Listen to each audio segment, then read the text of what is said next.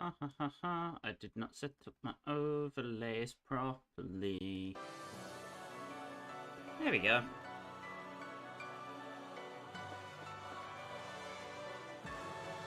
Well, hey, we're all here, I think. Gonna wait for the stream on the sideline to catch up, and there we go. Alright. So, back to the dungeon crawling. Welcome back to Trails in the Sky first chapter. I'm not going to be able to say that for much longer. That's quite sad. Ah, well. Anyhow. I did some off-stream grinding just to get access to another Action 3 quartz because I felt like I need that. That is on Joshua now. I'm going to be doing some slight retooling with Olivier's setup as well.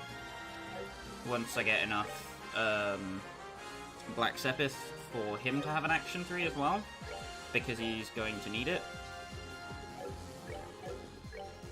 Regardless, now that we've got everybody here, let's continue into the sealed area, Part 2, Electric Boogaloo. Second verse, same as the first, really, with this one. The enemies here don't get any harder, they only get more plentiful and more annoying. Unfortunately. If you memorize the rock layouts of stuff, though, it should make sense. Here is one of the few new enemies you will see, the S-Series Doom. If you let the Gondols in the Amalthea fight go on for longer, you may have seen them there as well. S-Series Dooms have access to everything they had in the Gundol fight, and then some. We're basically just going to lay into it until it falls over. It's not so much a... Oh god, what's the word for it? It's not as annoying as the Photon Judges are, but it's a lot more common, so pick your poison on those. Ideally, we have everybody at around level 40. When we reach the final boss, but that is up to you how much you want to grind, because personally I'm okay with tackling this in a normal playthrough at around levels like 39, 38. I believe my finished first chapter save from my blind playthrough is at level 38. Even still, no matter how hard you grind, the final boss of this game will always be a pain in the butt. As it's supposed to be.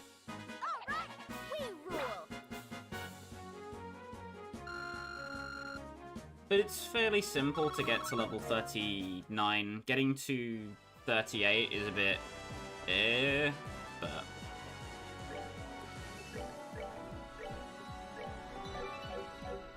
you'll be alright. Nefarious! Damn these chest thieves!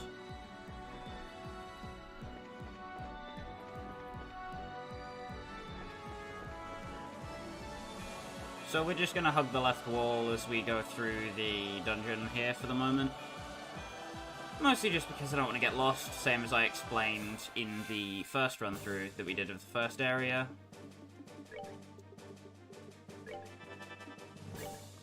I should also mention that if you go back to the first area, where the camp used to be, the camp will not be there anymore. They have all moved up to Amalthea. That is the only time they move. They say the base camp will move multiple times. They lie. It only moves once. Spamming Shadow Spear should be enough to get you through everything here reliably, though. There's not much more you can do other than White Gehenna and that.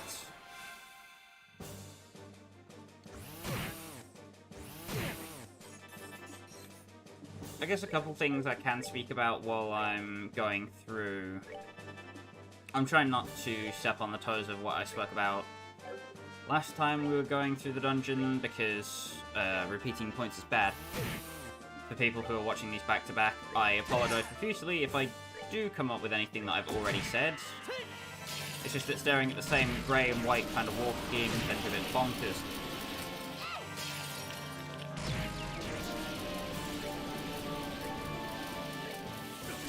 I guess a good talking point for people at the moment would be what you're doing with your character setups, or rather, what characters you're actually using for the sealed area. Because my group works for me fine. So, of course, other people might want something slightly different. Oh, Lord, the M-Series Dooms. I forgot about this fight. Oh, great. M-Series Dooms. Same as in the Gundall fight. If you fought them during the Gundall fight, you know how they work. You know they're also still very dangerous and annoying. Blah blah blah blah. Where was I? Yes. On the topic of characters and their individual uses. Oh god, I'm gonna have to get sneeze counter, aren't I? Uh-oh. Hold that one for me. Give me like 2 seconds.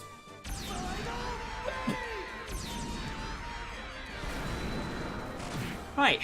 Thank you, Agate, for your invaluable assistance in dispatching that problem. Whew.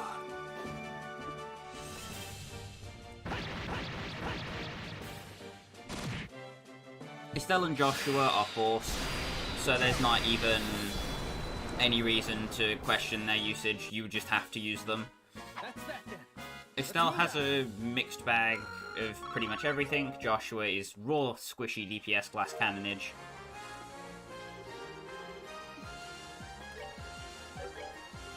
So you don't need to worry about those two too much. They will kind of sort themselves. The only other role you need to find for your team is a dedicated arts caster and a tank. In my opinion, having an arts caster, a tank, Joshua as the main DPS, and Estelle as a secondary arts caster who can do whatever, is a good thing.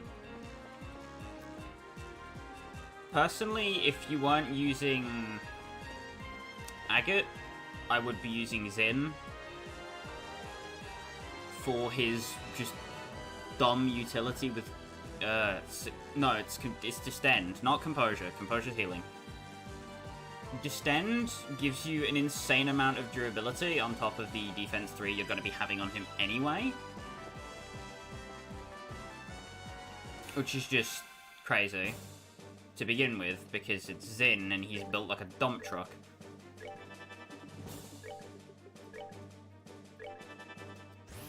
Agate is kind of a secondary DPS, while also being a tank, which is why I prefer him over Zin, because Zin doesn't have as much good area of effect damage like Agate does. Your mileage may vary on area of effect damage when it gets to the final boss, though. I tend to use Agate for the descent, and then Zin during the final boss, because Zin's Earth Augment slots just happen to work really well with the strategy that I use for the final boss. Which would be Earth Wall Spam, because Earth Wall Spam is the only way you are killing that thing on Nightmare. Otherwise, you will die.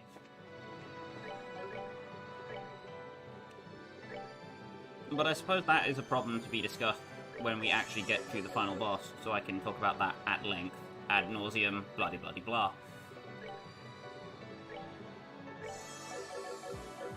As for an arts caster, if you are not using Olivier, which, why wouldn't you? He's fabulous. I would highly advise against using Tita if you're not using Zin. Specifically because Tita is very squishy, and she needs somebody like Zin to be able to take the damage off of her with his area of effect taunt. And Agate just can't provide that kind of defense on his own. He doesn't really have a way of drawing enemy attention other than killing all the enemies before they can kill Tita, which is highly unlikely in most scenarios, because sometimes the game just hates you. Not to mention most later enemies being immune to taunts and confusion. I think this is another M-Series Doom box? No. Damn. Anyway. Tita is inherently very squishy, so if Olivier is not your arts caster and you're not using Xin, don't use Tita, or you will suffer. Because most of these enemies, while they can be blinded, it's often a much better use of your time to just go for the Shadow Spear and get the insta-kill and be done with the fight faster that way anyway. Whew, gotta catch my breath there. Well, on top of that, Agate also has attack delay, which is kind of more useful than blindness to begin with. Ah, damn, this S-Series Doom will not die. 20%. Damn. 20%. Oh. Pretty much every enemy down here hits like a frickin' freight train on the tracks of Fricklefronk. Enjoy the show.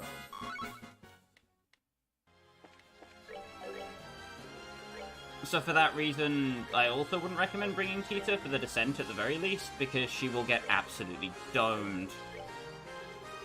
An enemy will just randomly decide to target her for no reason, and then she'll be from full health to nothing. So unless you're planning on investing all of your defensive equipment into Tita, which I wouldn't recommend either, don't. As adorable as she is not a fighter. As for Chloe, however, Chloe has excellent utility as an arts caster and a debuffer with access to Comfort to reduce defense and strength, and also Sturm to impede enemies, just like Olivier has Sniper Shot. If you're not using Olivier or Chloe, you are going to have a lot harder time getting through this final dungeon.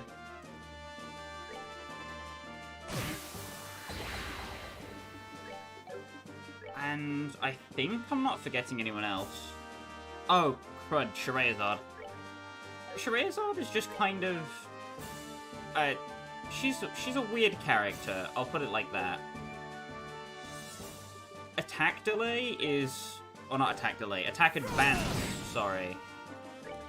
Is extremely rare, and she's the only character in this game who gets access to any form of attack advance.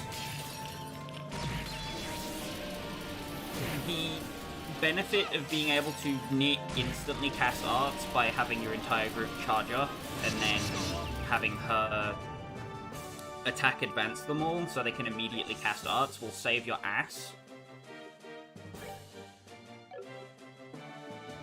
But also, she doesn't really do anything else.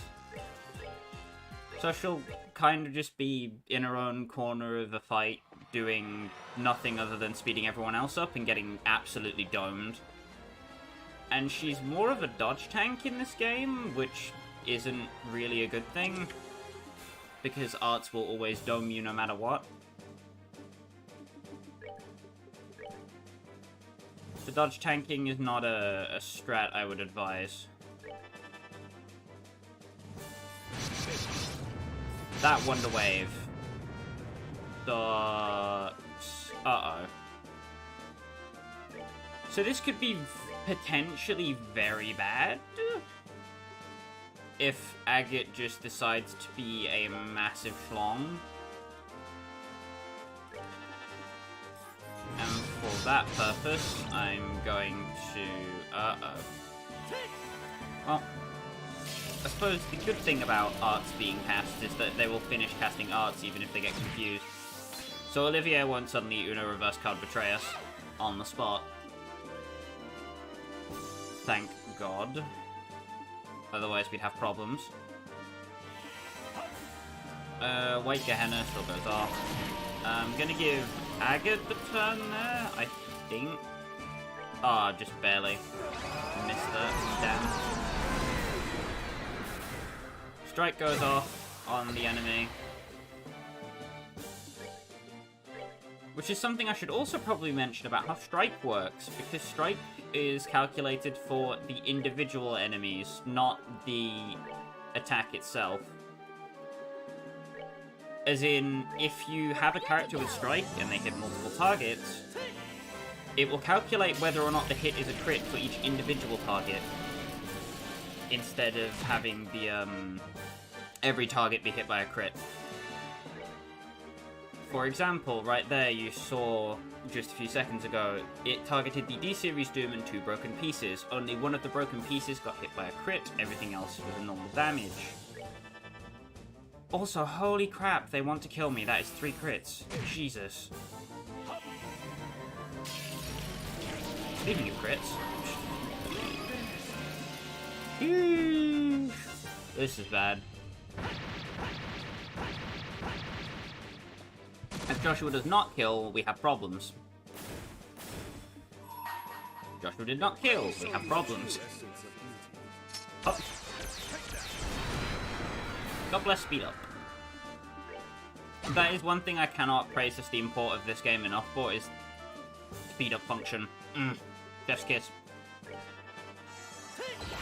It makes getting through the, like, slog of combat at the end of this game so much easier than it would be otherwise. Mostly just because the enemies have stall tactics in the latter half of the game that make them annoying to deal with. See Wonder Wave and moves that faint, petrify, other things. I will not close your lid. Screw you, chest. Anyhow, Sylvan Boots. More female accessories. Unfortunately, we do not have another female in the party. So... well, Estelle, you have 2 pairs of shoes now. I don't know why you'd want 2 pairs of the same shoes, but you know. Can't always choose these things.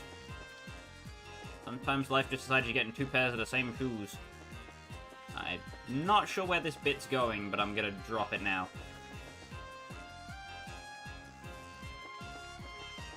This area is maze-like if you don't follow one wall. I feel like that's evident by the fact that I've just gone to the double Kira Bomb rooms, instead of going back right in the direction that I wanted to go. Sealed area will either be an area you love, or an area you despise. Personally, I'm in the love camp. As much as this area gets on my nerves, I still adore the music, the thematics. Also, the battle theme changes, like, come on. If that's not a sign that stuff is getting real, I don't know what is. I'm gonna try and bait him into the thing, did not stick. Damn it.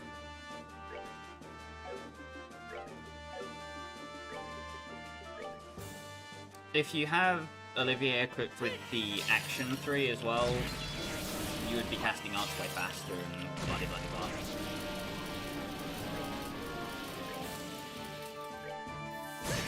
But yeah, I like the music, I like the thematics, and you'll probably see why I am so in love with this area when we get to the bottom of it. Just, there's so much I want to talk about, but I'm just not able to, for the sake of spoiling it.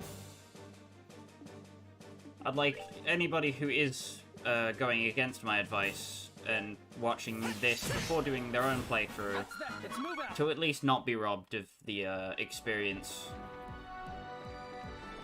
of finding out about what the bottom of this area is like themselves.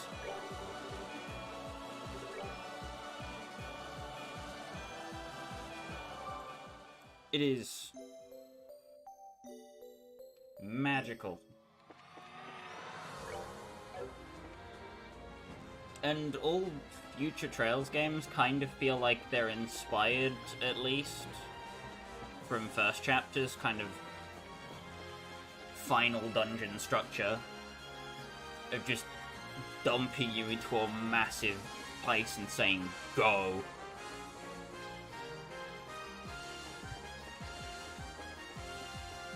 I won't lie and say it's interesting to explore.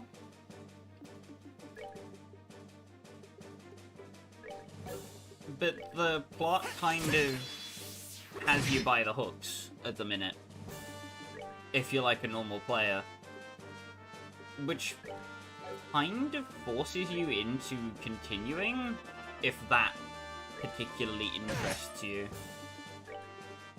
So you'd be willing to slog through the garbage that is the parts of this dungeon you don't like, just to get to the resolution of the plot that's been built up over the whole game. And that's kind of what always happens to me with Falcon Final Dungeons. I just want to get through it as fast as possible to see the resolution of the plot for the characters that I've kind of grown to care about. Which is something that they always tend to do very well. And also a thing that's iterative, as they've kind of evolved that style of dungeon over the many, many years, almost 2 decades now. The Trails franchise has been going in the West. Oh god, it is almost 2 decades. The Japanese release of this game was 2004, I think? I'm not quite sure. I think it was March 2004.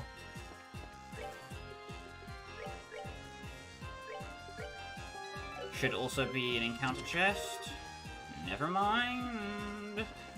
I got it wrong again. So this is a loop, right here. Don't make my mistake of floundering in a loop for 20 minutes. Because that's what happened on my first playthrough. I was so worried about getting all the chests that I went in circles for almost half an hour. Don't do a clippy. Don't look at a map so intensely that you forget where you actually are.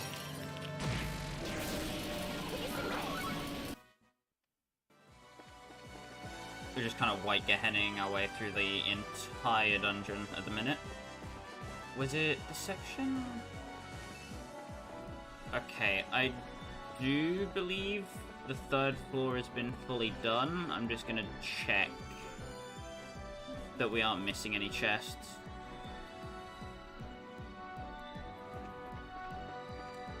Oh no, wait, there is one that we missed. There's one.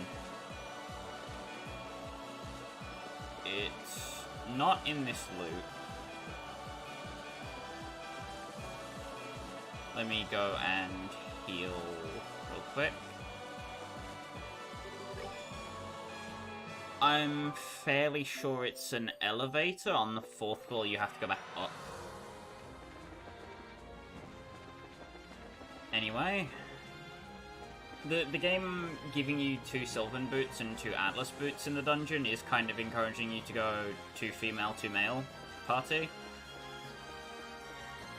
So if that's what you are doing, then good on you, I guess. The game devs have rewarded you for playing the way they wanted. I don't know.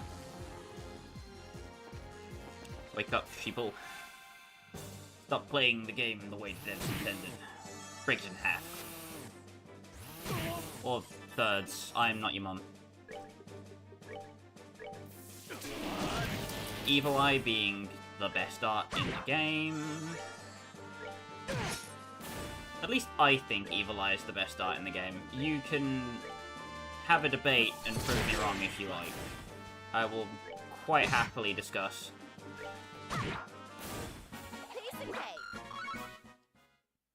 From both a visual standpoint and what it actually does, Evil Eye is my favourite craft in this entire game. I'm pretty sure I said art the first time, so I have to clarify. just making sure that I don't fumble funk it. Because fumble funking is for Frinkle Forks. Oh lord. Can you tell I'm losing it yet? You want to start by going to the left. Into this dead end. There is a Tyrrell Barn.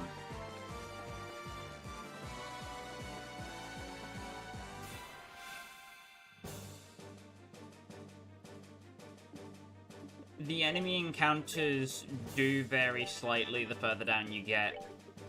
You'll notice that there are more broken pieces in this encounter than there were before. There's now 4. And there's 2, what are the names? Guard minions. It's not a big upgrade in terms of actual threat if you're spamming the same stuff I am, but it's not something that you're going to be welcoming either.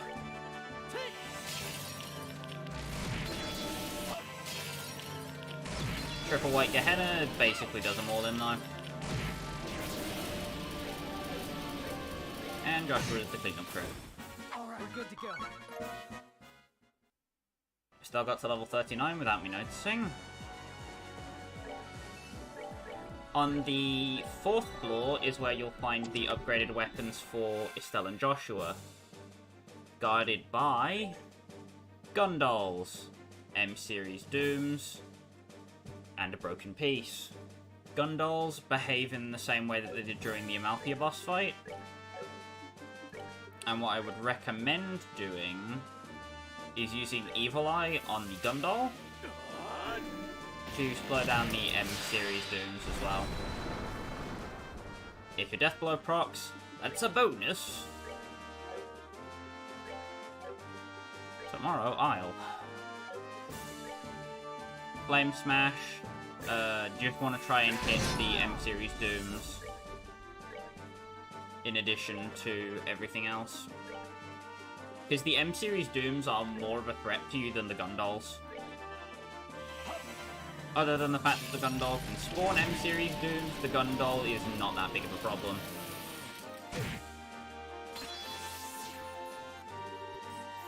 There's the system maintenance.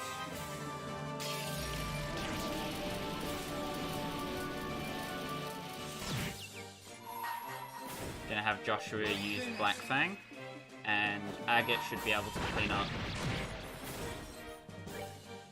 with Final Break. That blows up. And now the Gundoll will just see to its own repairs. And die. And here we find Ebb Blades. These are the second best weapon for Joshua. If you did not get the ultimate weapon, these are the best weapon for Joshua.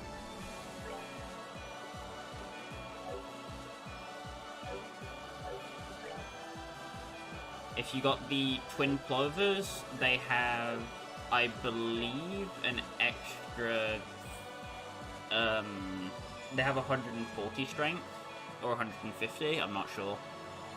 So you are losing out on a fair amount of damage if you don't do the side quest of collecting all the books, but it's collecting all the books, so it's up to you whether you want to decide that's worth it.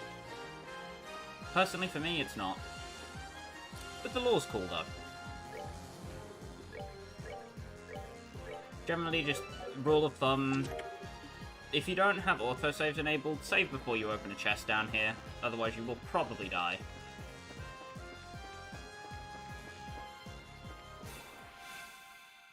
We are hoping to get enough time Sepith to get access to another Action 3. So we have access to... If I can stop saying access to or to, that'd be cool. Speech patterns. Thanks.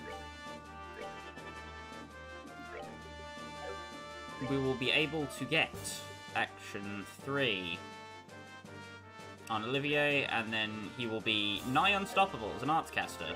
And then we have achieved God status on everybody except for No, wait, I think what we got on everyone. Never mind, I'm a liar. We are okay. You see how Joshua can act again because he has action 3 specifically? It matters that much.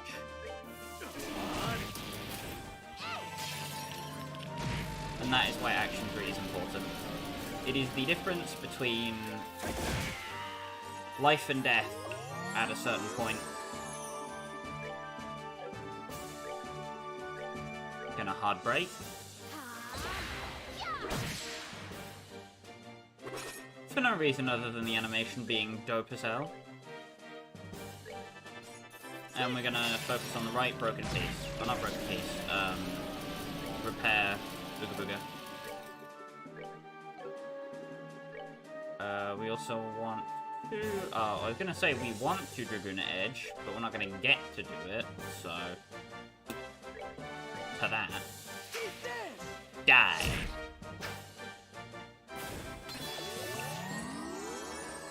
We are making pretty good time, so we may actually get to do the final boss today, and then I'll have to update the stream stuff, which would kind of suck. For everybody who looked at the description and then went, nah. So if that's the case, I may restream, but that would also drive down the YouTube analytics stuff. So I might not. You will never know until I do it. Let's move out. Joshua 600 XP away from 40. Estelle is 340. No, 540. I can't read. I thought the 6 was where the 4 was. Bleh.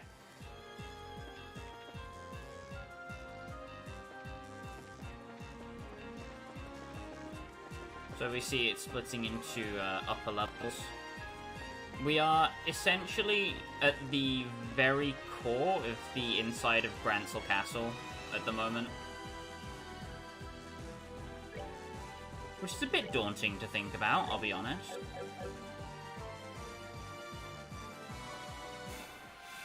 But considering the fact we've raided like countless military bases, there's probably nothing to worry about.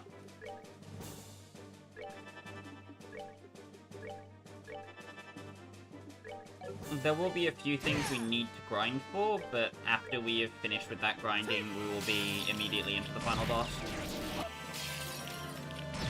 Ooh-wee.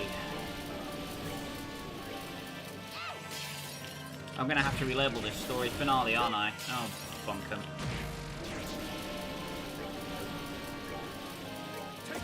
Done.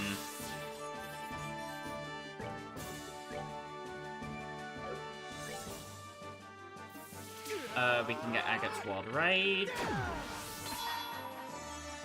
And then doink them all for doom damage. Booga booga booga. And then they'll heal themselves and go boo-hoo on the turret.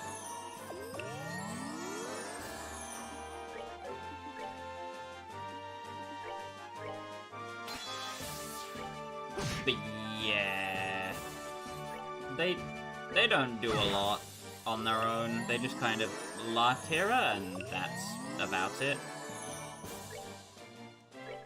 If you want to farm, like, Wild Rage CP on Agate, this is the best possible fight down here you could do it in, so... Yeah, that's something. It is an option.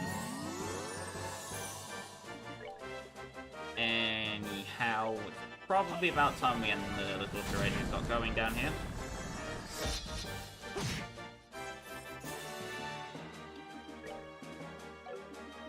Oh, you want to cast lightning, do you? You want to cast lightning? No! Stop that. Do it again. You have been blocked. Yeet.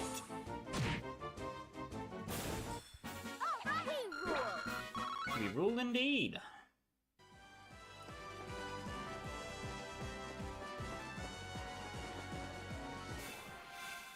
Good lordy loo. The lower section of this dungeon does get very bloody maze, like, very quick. The upper floors are a lot more streamlined in that respect. I'm gonna Spiral Edge, because I don't like him. And that sets that up nicely, actually. That's good.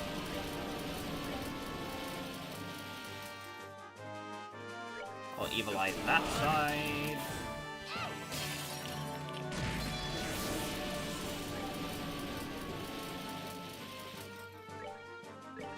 Shadow Spear the big boy. Oh well.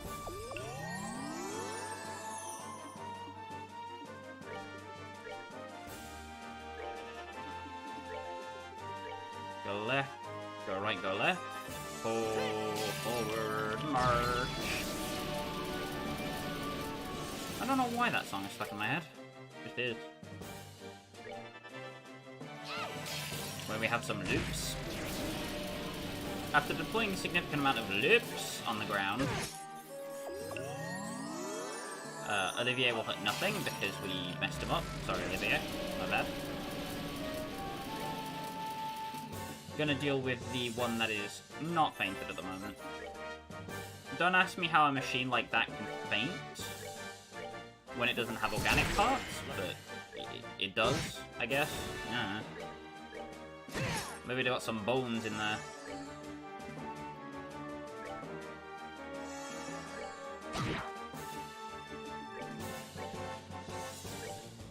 Times like these, and I wish I had the long barrel.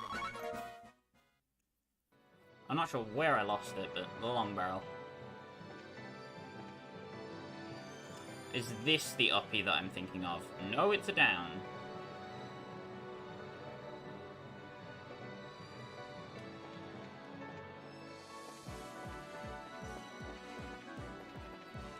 Well, you know what this means. Do you know what this also means? Save your gimbal gamble. And we'll be back here in a minute.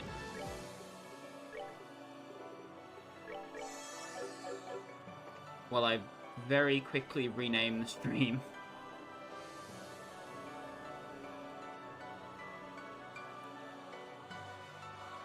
This stream, fair warning, now that we're doing the entire ending of the game, will probably go on for a lot longer than normal.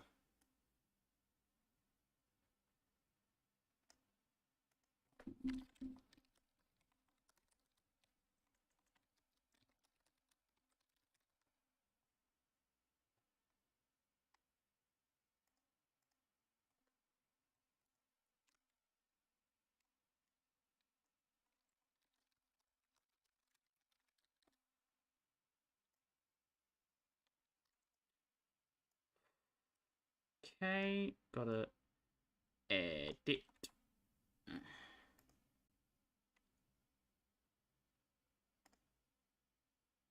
Oh boy. Are you ready, kids? Aye, aye, Captain. Oh boy.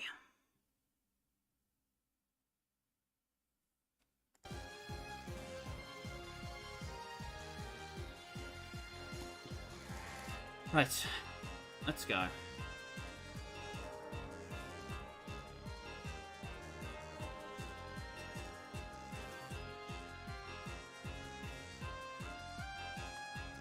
Oh, I've just gone back down the Doom elevator, haven't I?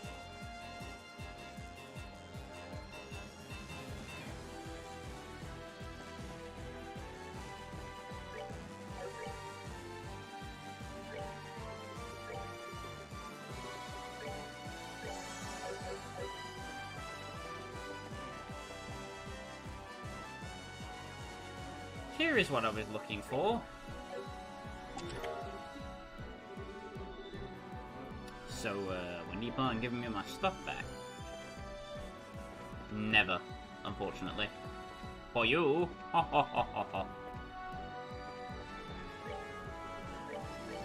So the last few ultimate weapons we do not have are Estelle's Staff and Tita's weapon, which is Thor's hammer, unless I got that last time and I wasn't paying attention, which would be an oopsie. I'm carrying on this tone of voice. Somebody help, I cannot stop. Anyway, minus the theatrics.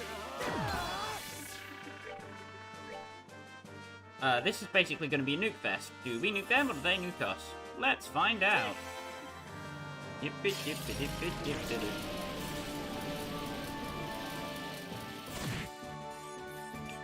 Olivier will do his stuff.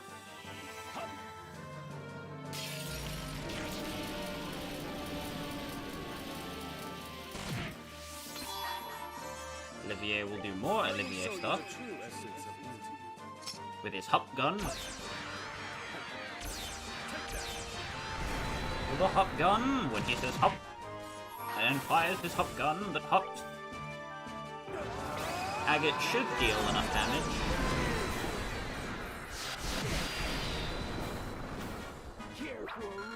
Whoop whoop. Found a Valkyrie dress. No.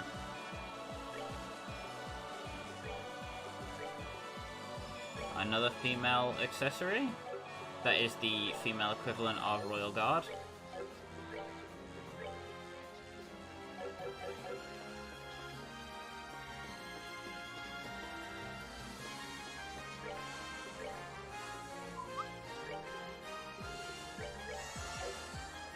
Seriously though, how the hell do you fight in a dress? I mean, I imagine there's people who've done it, just like... Damn, you gotta be one impressive person to be able to do that.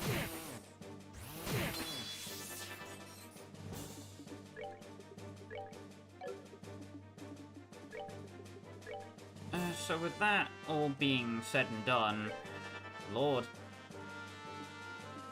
I guess I'll give my thoughts on how this is going.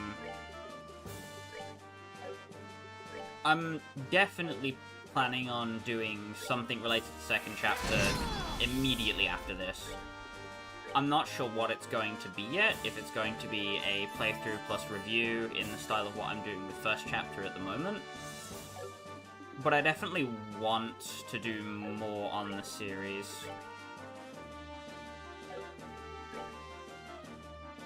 It's just been a lot of fun to document some of the stuff that I really love about these games.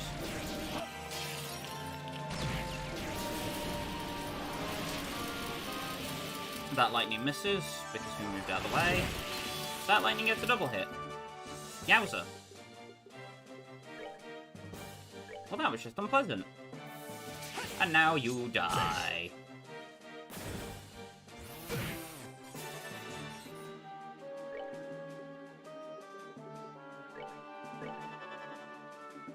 So we're gonna take... Okay, game, I guess we're not. I guess we're not doing that. Alright. You got me. I really wanted to hit that broken piece. That was definitely what I wanted to do. You caught me red-handed. You sneaky thing. Anyway.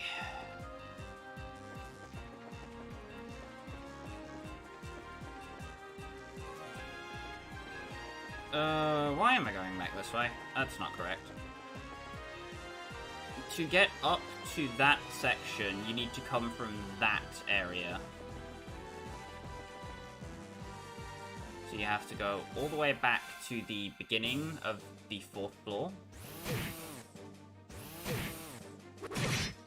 Not now. That's bad.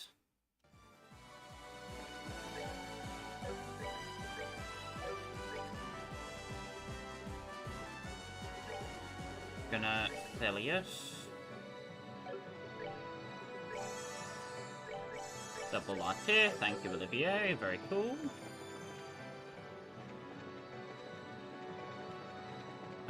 We did go this way, didn't we? Yes, we did. And then we went left for the other thing. And then we also did a left here for this thing, so we gotta go swing swing.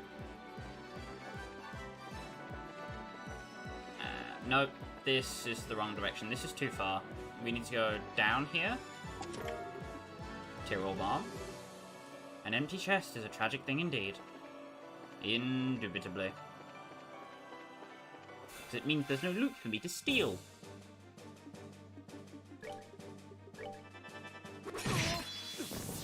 How could I fail? You just failed, dude. Just don't fail, lol. Yeah, these M-series dooms can be kinda nasty. For lack of a better term, these things suck pee-pee poo-poo. And I strongly dislike them. We're good to go. Because the double tomahawk chop is not fun. For the whole family can get absolutely chunked by. Gonna dual strike.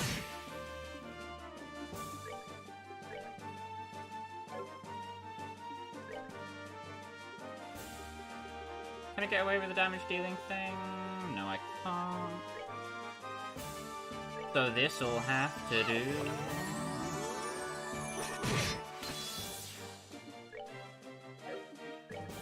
Whee! And then we Shadow Spirit until it dies.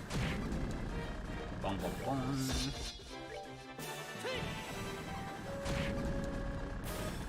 We're good to go. Nice.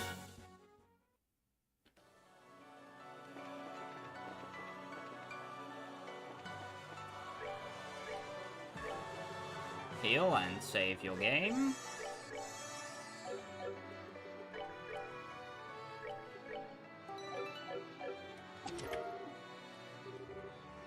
It's empty. Treachery in circles. And here we are. And here is the final Gundall.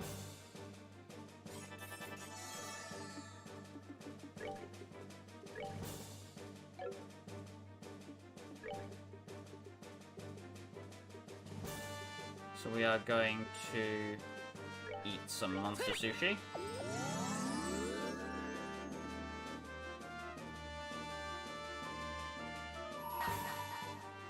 And this one's going to be on Agate.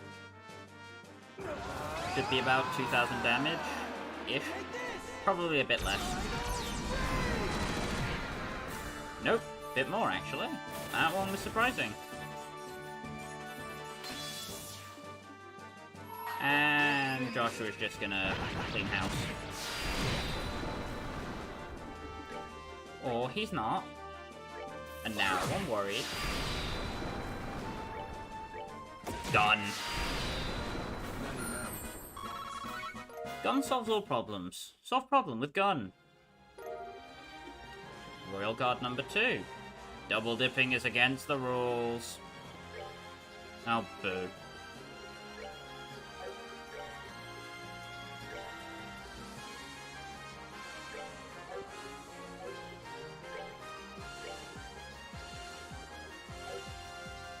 If you're doing a triple gendered party where you have 3 males or 3 girls, the best you can do is double Valkyrie dress plus reflector, or double Royal Guard plus reflector, and then you'd have the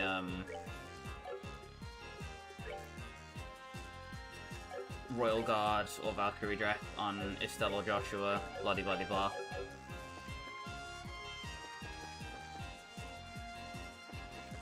So if we head to the right, there is a new corridor. And what is in a new corridor if not boundless amounts of loot?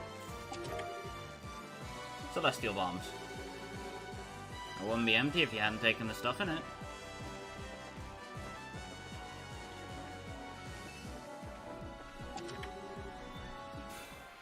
Gundall number 4?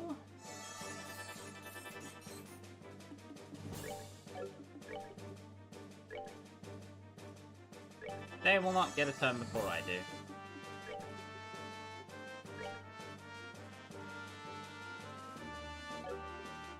I am not moving a style close to that because that is death.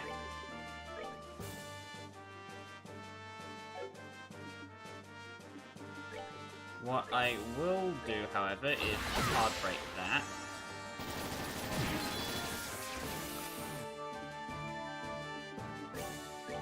World Raid.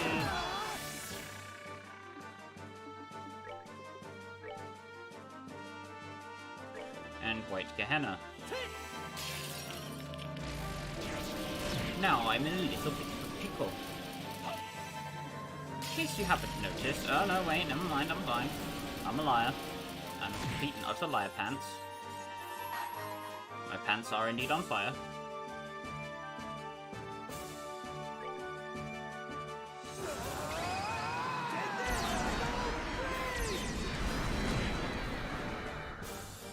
Spam the right button like your life depends on it. Oh no. Wasn't that bad actually. I thought that was going to be like Gehenna when it wasn't. Oh.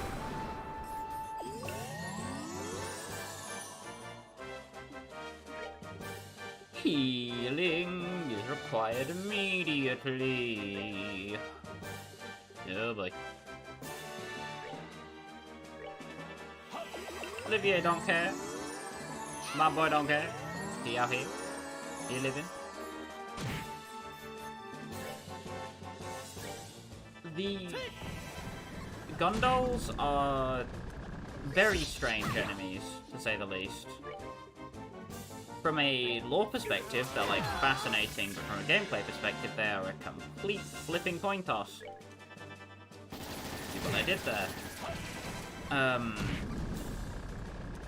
The reason why I'm not particularly fond of them from a gameplay perspective is because of that coin tossiness. Because sometimes they'll murder you in one turn, and other times they'll deal half of their health to themselves as damage. Anyway, Arc Rod. Nope, still empty. The Arc Rod is the same as the Air Daggers, the Herb Blades.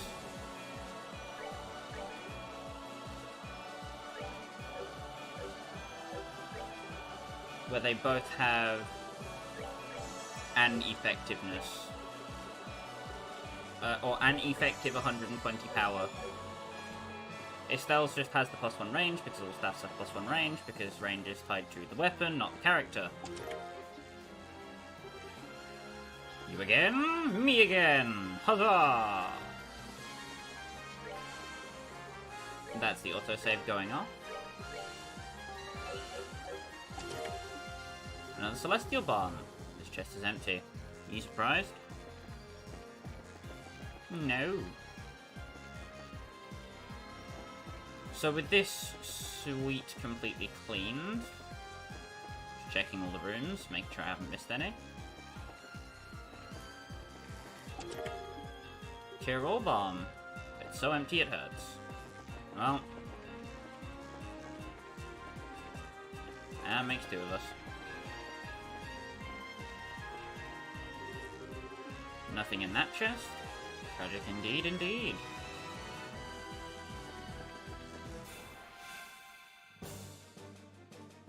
Oh, how does that count as a surprise attack? Oh, phooey.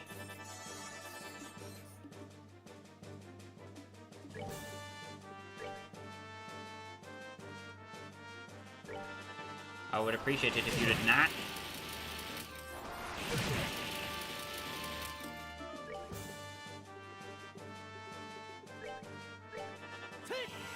Still not having cast 2 is being very not good for my continued health. Whoa.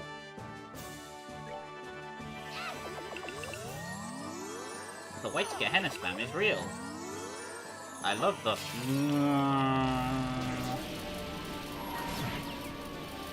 And then Joshua one-shots them all because it's a crit black bang. Yep. Almost makes you wonder why I tried. Almost.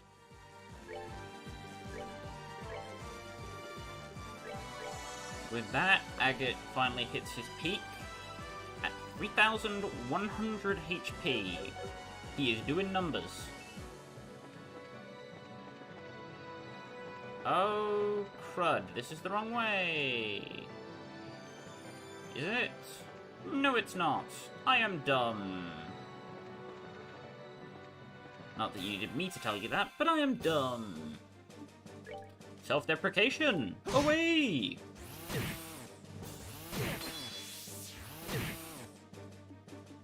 Anyhow, it's time to go Hambo Blambo Bibbidi Rambo. Flame Smash. Flame Smash. Oh. Phooey.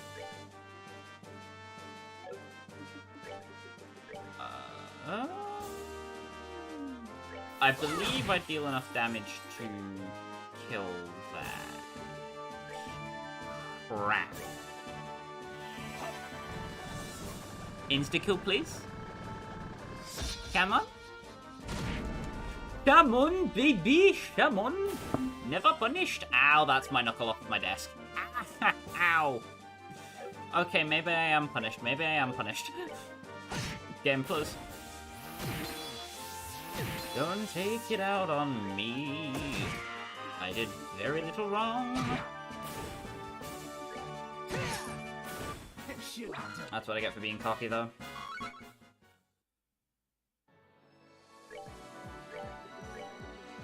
Going to latte twice. I'm just checking it's not up here somewhere. It is not.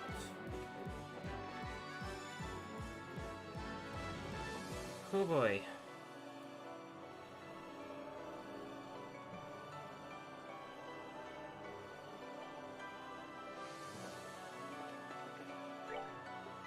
So we're going to switch Estelle's EP3 out for Cloak temporarily, so we can walk back to the base without taking any damage.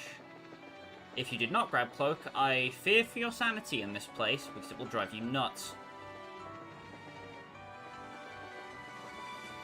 Oh, it's this way, right? No. Uh-oh. I am lost. No, I'm not. This is the exit. Whee! Whee! There we go. So, we want to buy Action 3.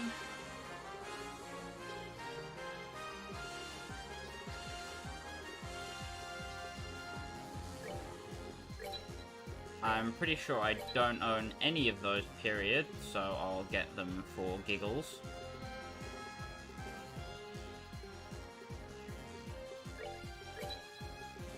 I'm missing an achievement for having all of the quartz, and I'm pretty sure some of them are the status quartz.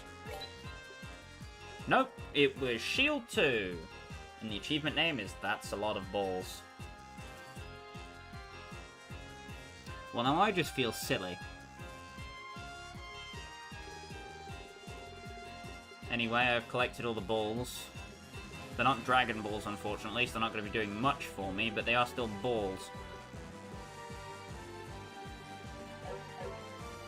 Anyhow.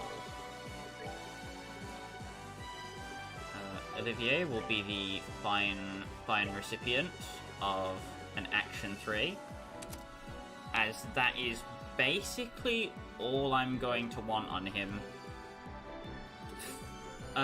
Fire magic is crap. Let's just put it like that. Fire magic, not that great.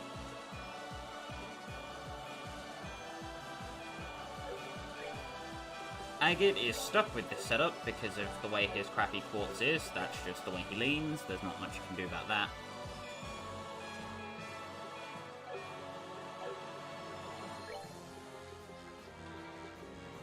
We should have... Yep, there's Blood's Hammer in storage. Didn't miss it, I just forgot which floor it was on. Daedalus Arm, Porter Clear, Ninetales, and then we have equipped Arc Rod, Ebb Blades, Berserker, Majesta. I'm really sad it doesn't give him an arts attack boost. But if it did, he would just be the best character ever, so, you know. We have to make compromises.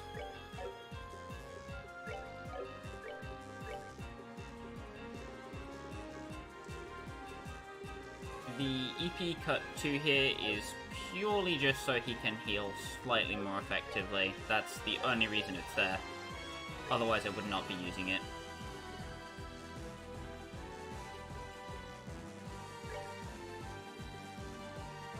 We also want to replace that Evade 3 with a Defense 3. We want to make sure we have 4 of those. One for each party member we are planning on using. Because unlike in second chapter, in first chapter, the defense quartz doesn't actually reduce your damage at all. It just gives you more defense. While Evade 3 is nice, it ultimately does less for us than the Defense 3 will be doing in the boss.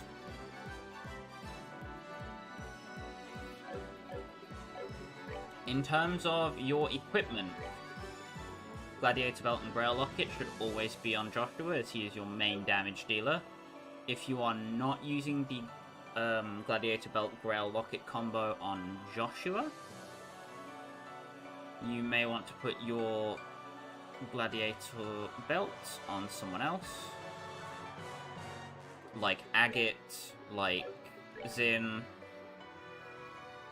But I recommend keeping it on Joshua. That's just what I do. You don't have to do that if you don't want to. As for everyone else, if you have Crest Charms, now is the time to equip them. You want an immunity to Faint and Sleep, as well as Mute on your Arts Casters.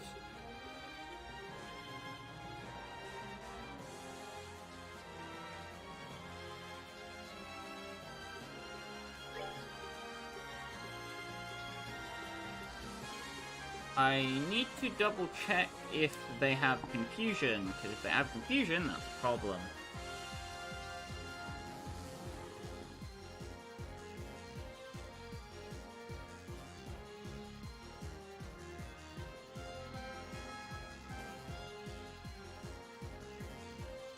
Alright.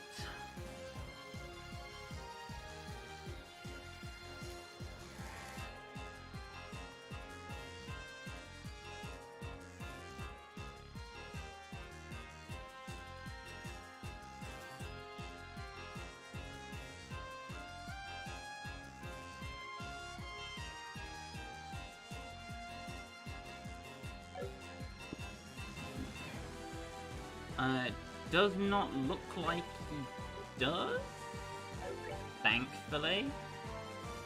So we should be A-okay.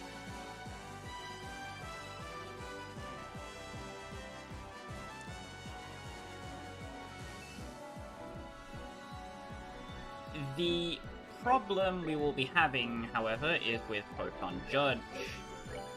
Photon Judge hates us, and we hate Photon Judge.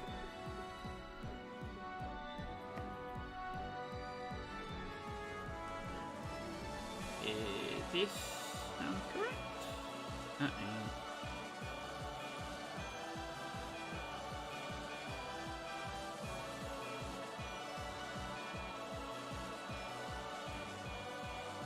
Keep cool, blah blah blah.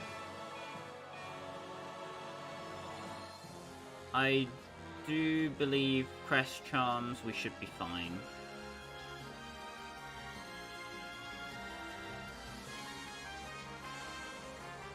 Right.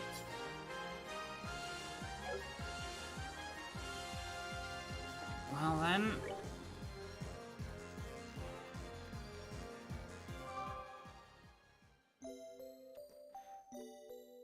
Let's rest up and strap in for the hellish nightmare ride that we're about to go on.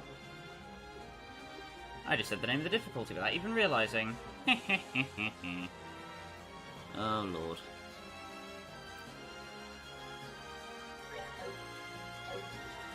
So if you have Crest Charms, put them on your damage dealers and healers instantly. If you do not have Crest Charms, then Feint Immunity works fine. It's not as good as the Crest Charm, but it is okay if you don't have it. So there's no big deal.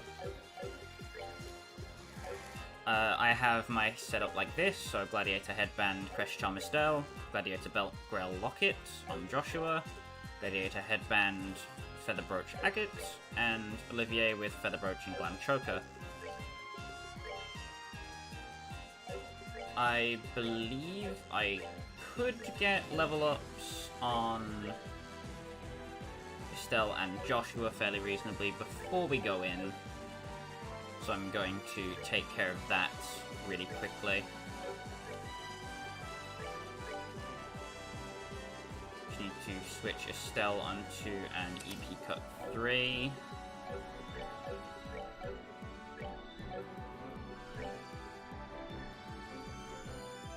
Agate also needs an Action 2 instead of Hit 3. As nice as Hit 3 is, it will not be doing you any favours in the fight. Death Blow 1. Also not useful anymore for the same reason.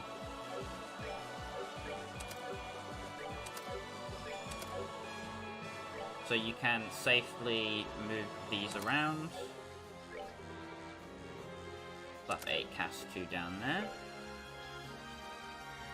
I am fairly sure that having Death Blow or not does not matter. I will check. It does not.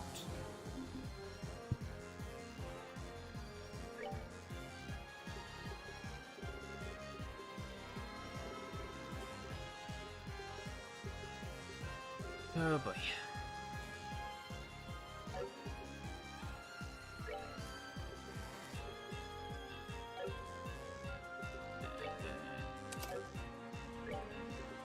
Defense 3 there.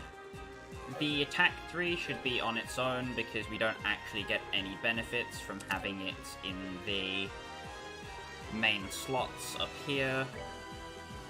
Because we don't need to link it to anything. You want to have your Mind and HP 3s up here for the sake of healing. I will be using Mind 3s because I have more of those. Agate will be getting HP 3 for tankiness because that's already what he's supposed to do. Estelle, HP 3 for the same reason. Olivier, Mind 3 because he's using offensive arts. If I had more time to grind, all of those Action 2s would be Action 3s. But that's about the only thing I'd ever want to change about this setup.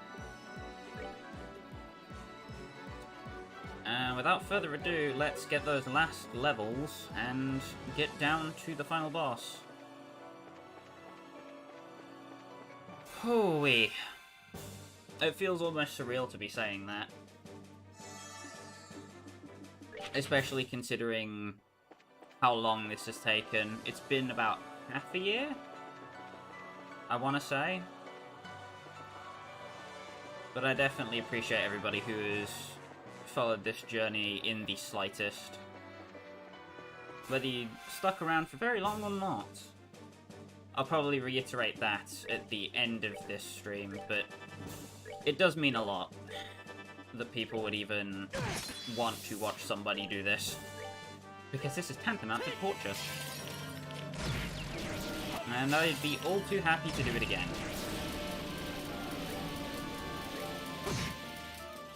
He should still be in range. Yeah, nice. We've got enough EP restorative items that we don't need to worry about wasting EP on the way down, thankfully. We do want to avoid encounters with those enemies, though. We only want to fight broken pieces. The reason for that is because if we die, we lose all of our CP. And if we don't have combat points before the boss, we're kind of stuffed, bloody-bloody-blah. So for all of those reasons, we don't want to take fights with anything but broken pieces on the overworld on the way back down.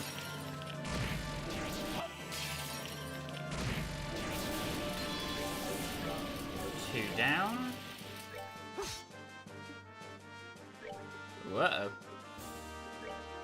I don't think the broken piece will be able to do anything that matters, but the preparedness plan just in case. Good to go. Alright. I believe Olivier should be the only one who isn't level 40 by the time we get there. But it won't matter too much. Watch me miss living a hit by like 1 HP, and it will matter a lot. Then I would be very sad.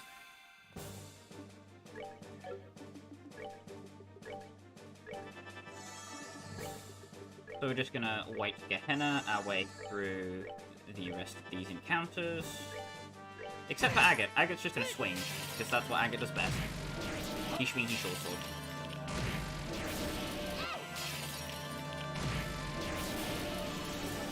+6.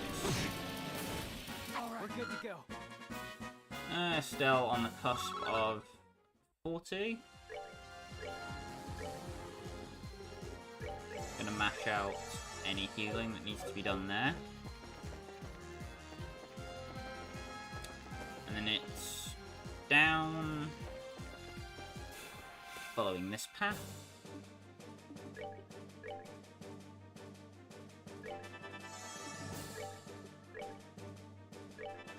I should also probably warn everybody that the final boss is going to take around 2 hours from the point where I start it to finish. So you may want to grab like popcorn or something, because we're going to be here for a while.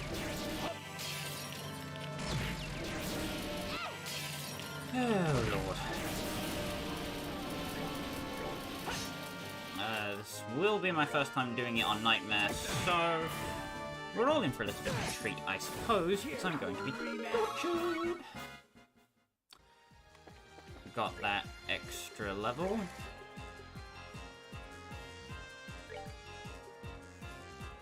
Joshua is about 1 fight off, roughly the same for Olivier. Depending on who you take into the final boss with you, you will also get different dialogue.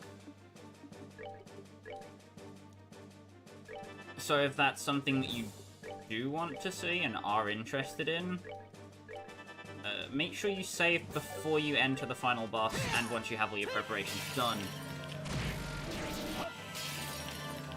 You don't want to have to trek all the way back through the dungeon just to get different dialogue.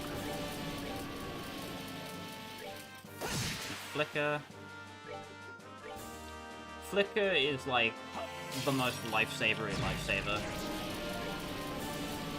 in this whole game. It's so good. I do not have enough damage to prevent that, so I'm just gonna kill the Doom. Yeah, nice. As long as it healed itself and not the other guard minion, that was completely fine. We just want to avoid using too many crafts, so we still have a decent amount of points, so I don't have to waste any CP restoring items before we actually get to the boss.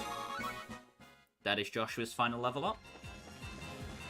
You can go beyond level 40, of course, but for the sake of the playthrough, I'm not going above level 40. Because I don't feel like I need to, and I also don't want to do the extra grinding on stream.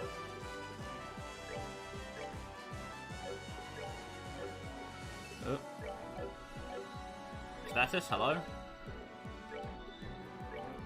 Okay, there we are. Olivier is 70 experience off. Not bad, not bad. Is the broken piece in this room or the next? No, this is an M series. Cool. I hate these things.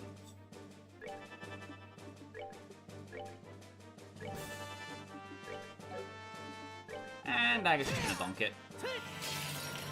Boop. Boop. Diddly boop. Bomb.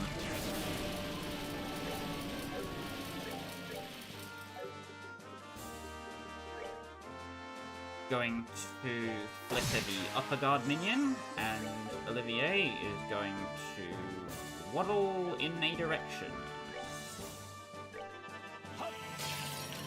Bonk.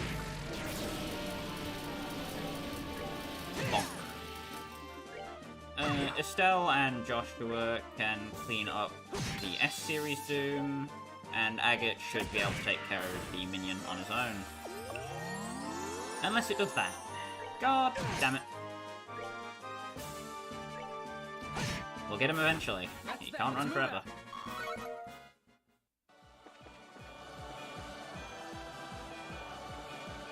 Up and to the left.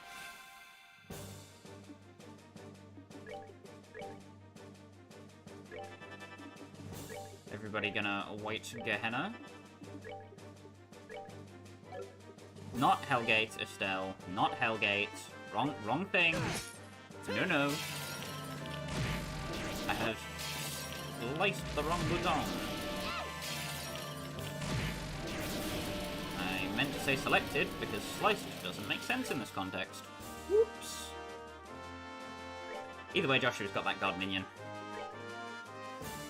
And Olivier's gonna start doming the second one. And the fight is all but over. Bonk. Ah, crap. Not again.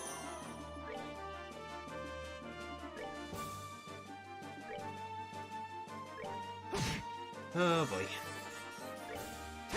Bonk. And there is Olivier's level up. That is the final level. And we descend into the underground of the sealed area.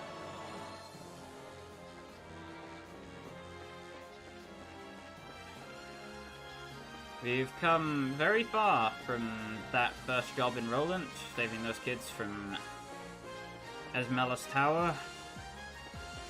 And now it's time to put all of our skills to the test. Gonna be using the EP charge ones I got from the enemies in here that are basically free.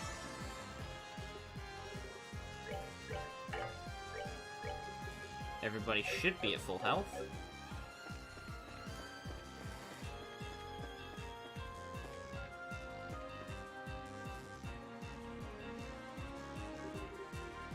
Hey, check it out! Something about this spot feels different from the other areas. Yeah, almost hard to breathe. And this is probably our last stop. Let's go over everything and make sure we're ready before we go inside.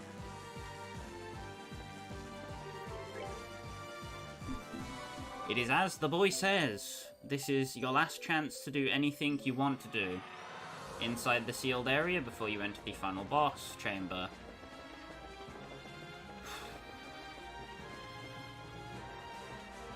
And hopefully, this works out.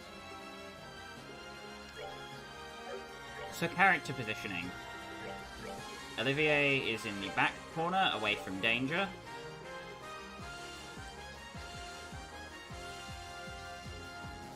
Estelle and Joshua are with Agate. With Estelle and Agate in the front. And Olivier and Joshua in the back.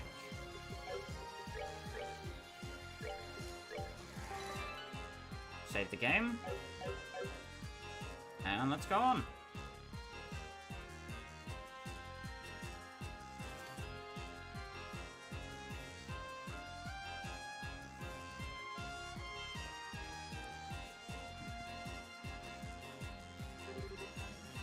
I figured you'd show up. In fact, I couldn't see any scenario in which you would do otherwise. Colonel Richard, the Queen's request, we're here to put a stop to your plan. It doesn't look like the gospel's working yet. We may still have time if we act now. I'm afraid not. Why not? What is this Aureole thing in the first place? Why is getting it so important to you? Long ago, the ancients were granted power of the Septarians, heavenly treasures which could control the ground, sea, and sky. One of those treasures was the Aureole, shining ring. If it's true that it really existed and was no mere myth, do you realize what it could mean for the country? Can you even begin to comprehend? For the country? You're talking about using these ancient weapons to intimidate other countries. That must be it. Precisely. As you are no doubt aware, Liberl is lacking in political power among our neighboring nations. We have only a fifth of Calvert's population, and we don't even have an eighth of Erebonia's military capacity. Our sole superior aspect is our technology, and that will not last. We need some form of real strength to avoid any chance of another invasion attempt. But that doesn't mean we should count on some weirdo ancient weapon thingy. What about the outcome of the war 10 years ago? That happened because we had Cassius Bright with us. But he has left the military. The country's great champion is gone. And so the only ones who may enact miracles are the goddess herself and the hero beloved by her. That is why I established the Intelligence Division. It seems that information is our last bastion of protection against our enemies. But in order to make the Intelligence Division as effective as possible, I've searched all over Liberl to find some sort of decisive strength. Something that would invoke another miracle, should disaster strike the nation again. And this is your miracle? Of course. Can you imagine a greater miracle than this? Well, we're bracers, so protecting what's important is our job. That doesn't mean being so powerful that everyone else is cowed into submission. The greatest miracle of all is when people band together and fight to protect what they love. Nonsense! My dad's just one man. He didn't beat the Imperial Army on his own. It took a lot of people working together like crazy to protect the country. It's the work of all those people that brought the war to an end. Weren't you one of those people? We still feel the same, here and now. When we found out what you were planning, we didn't get it. It's our will to help people that's led us here. Don't you think that's miracle enough? Even if it's not. We still believe that there's potential in anyone. Heck, everyone. If another war should break out in future, people will do the same thing. They'll work together and do what has to be done to make it through. I don't know much about this ancient power, but I do know that we can count on our fellow Liberlians. Still. Listen to you with your rousing speeches. Well said, Estelle. Your outlook is admirable. You are strong indeed. Sadly, not everyone is like you. When face to face with an incredible power, it's a temptation that is simply too much to bear. And I have put in far too much time and effort, all for this. I see no reason to turn back now. Just answer me one question. How did you know about this place, Colonel? What? Forbidden power, dormant for untold centuries, unknown even to Her Majesty. To say nothing of the elevator right beneath the treasury that led straight here. It seems extremely unlikely that you'd have found this place just by using the resources of the Intelligence Division. Well, also, this gospel. A mysterious orbment far more powerful than even the finest ever made in Zeiss. Where did you get it? I don't have to answer that. Wrong! You don't want to answer because you can't answer. What do you mean? You simply believed that the Aureole would be here, and that if you used the Black Orbment, you could control it. You have no idea when or how you came to that belief, do you? Am I wrong? But that can't... So, his memories could have been doctored, just like with Mayor Dalmor. So what? Doesn't matter how I got here, just that I'm here now. And look around you. I found what I was looking for, didn't I? These ancient constructs could never have been crafted with present-day techniques. So, I must continue down my chosen path.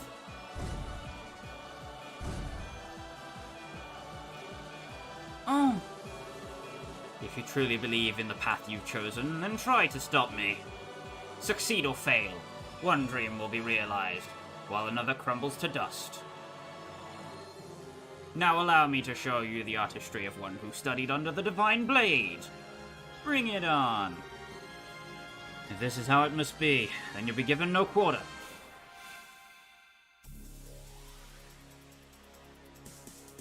Colonel Richard is a villain that I do not personally want to fight. He is a villain with understandable motivation. The fear that one day you will just lose everything and you don't have the strength to protect what you care about is something that is all too real in one form or another. He simply got showed something and then believed that that would lead to his prosperity. Anyhow, it's up to us to put him right. Colonel Richard is accompanied by 2 Photon Judges. The Photon Judges are much stronger versions of the normal Photon Judges that you would find in the sealed area. As for Richard himself, Colonel Richard has access to 5 different crafts: Afterglow Smasher, Luminous Divider, Luminous Ogre, Luminous Wheel, and he also has an art in the form of White Gehenna. White Gehenna is the only art he has, so if he starts charging up an art, assume it's that. The Photon Judges function similarly to the way they did normally, except for the fact that they are just slightly more powerful than before. I highly recommend going after the Photon Judges first, or you will be stuck here for a while. First port of call, start casting Earth Wall and Clocker. Clocker will allow you to act faster and give you more turns comparatively to Colonel Richard.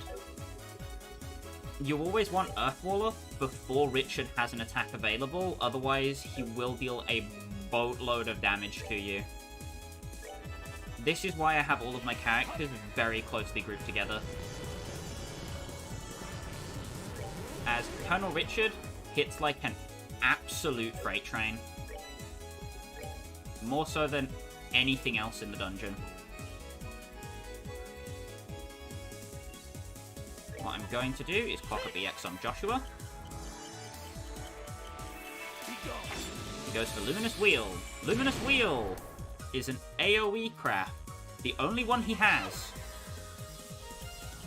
Luminous Divider is a single target craft with decent damage, and Luminous Ogre is a single target craft that can inflict feint, hence why we have Feather Brooches. We need to combo Earthwall between Agate and another Earthwall user to ensure that we are always protected from the area of effect damage that can be dealt by Richard. In an event like this, where you don't have any adequate protection for Richard, Happy Trigger is the reason why I use Olivier. My love, I give to you. It is 800 emergency healing. Not a lot in the grand scheme of things, but it's also not bad.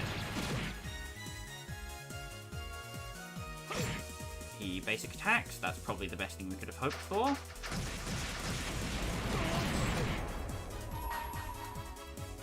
But we want to go after the left Photon Judge first.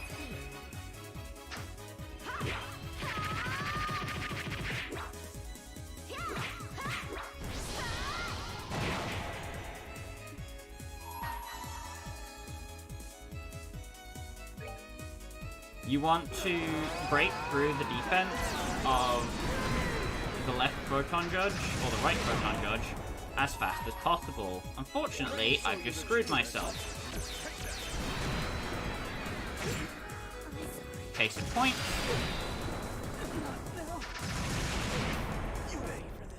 Yeah, this fight is brutal.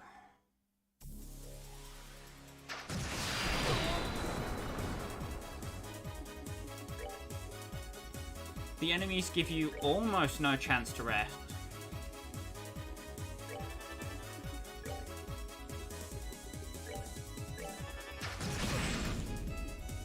Which is one of the reasons why they are so dangerous. You need to be on top of your game with almost everything you're doing.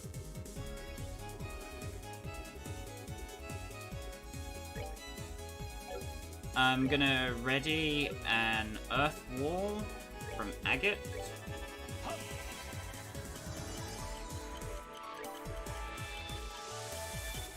And Joshua is gonna clock up EX himself.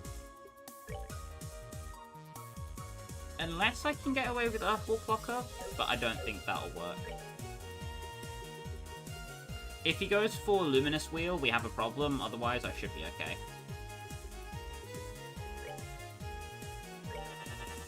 Clock up EX.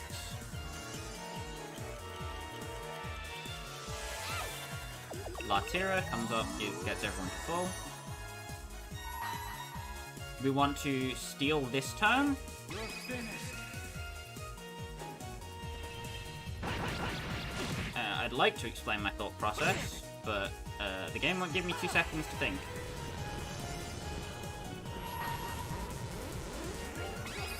Estelle, you rush. And we'll leave Agate's turn open.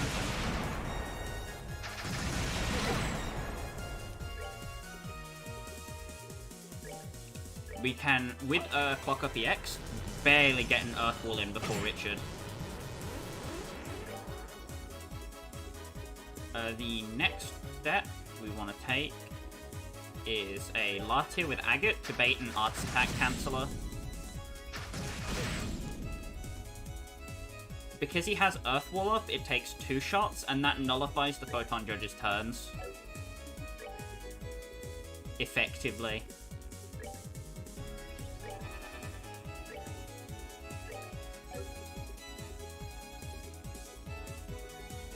Ooh, howdy. This fight is restful to the max.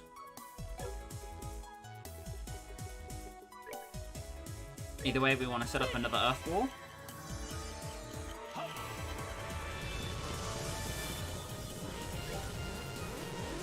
And we're going to give Joshua... We're not going to bust out the tomato sandwiches yet, we need to save those. What we're going to do is we're going to drop a special ice cream on him.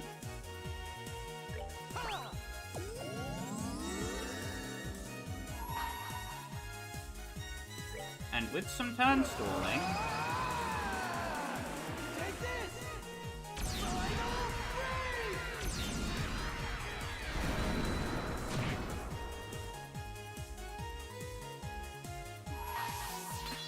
Steal the crit. Black Fang!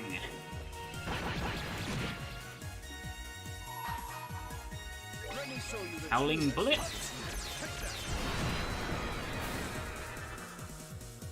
Colonel Richard, ready to wait Gehenna.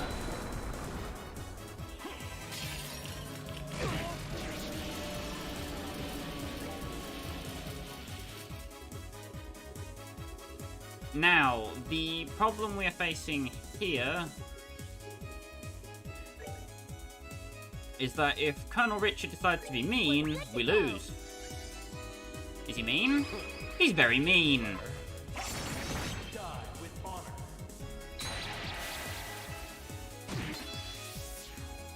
Fortunately, we survive.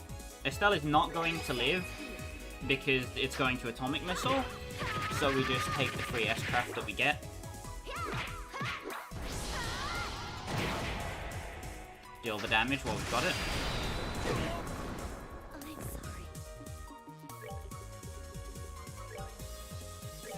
I'm sorry. Latira. Thelius. The Flicker will only work on the Photon Judge. It will not slow down Richard. The Latira goes off.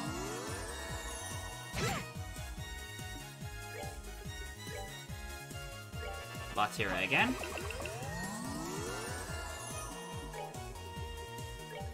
Latira again from Agate. Earth Wall with Joshua.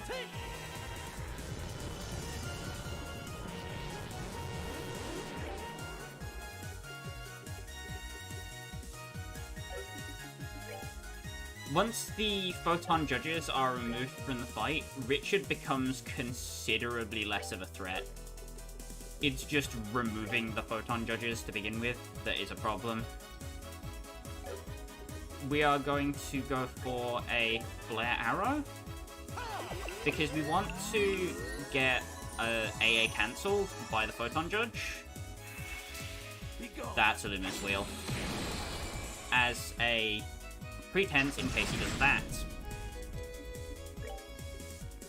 In the event that Luminous Wheel goes off, and we do not have an art being prepared, we will get Atomic Missile, we will get muted, we will have problems. Fortunately, we have avoided that so far.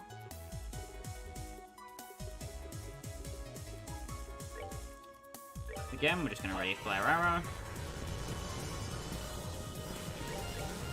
Dual Strike on Richard. And Wild Rage. Estelle is still readying. Uh-oh. No, don't. Do I have a fast enough Earth Wall? Yes, I do. Whew. Luminous Divider. Doesn't do much.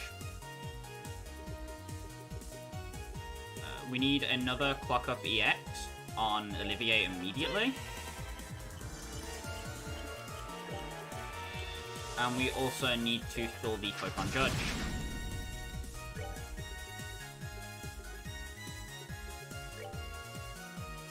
Another Earth Wall comes out. And now Olivier can start dealing damage to the Photon Judge. We are going to go for an Earth Lance, because it has less recovery time than Shadow Spear. One of the few times where that actually matters.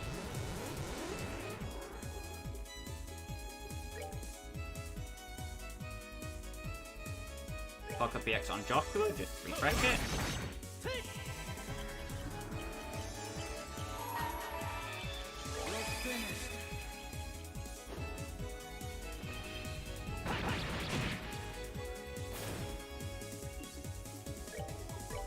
Happy trigger, because crits affect healing. My love, I give to you.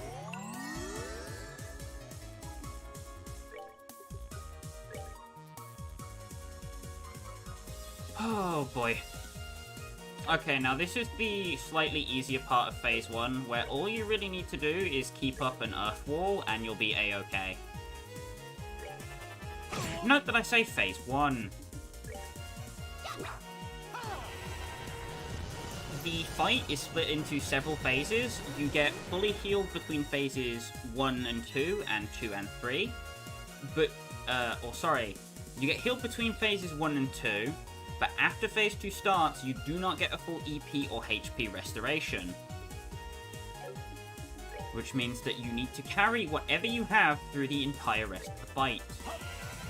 Which can be frustrating. Certainly. I can attest to that.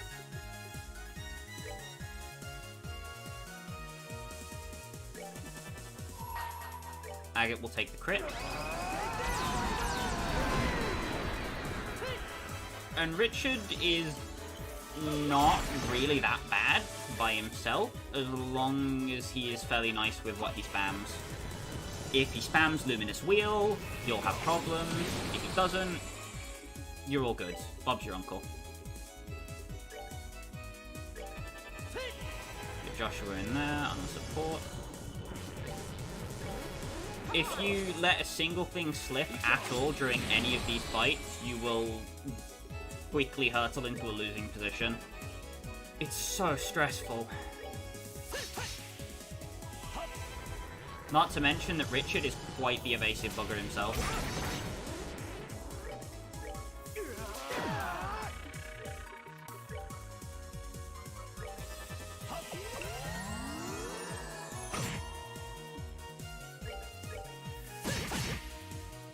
also very strong. Which is an upside if you decided to bring Chloe with you, because Comfort does Comfort things.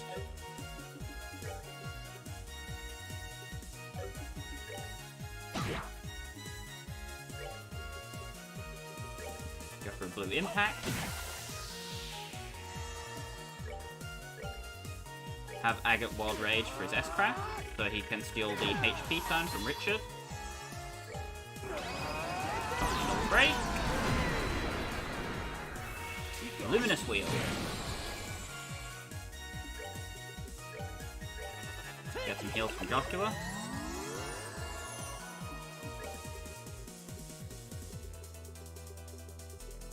It doesn't matter what health you end this phase at, only the damage.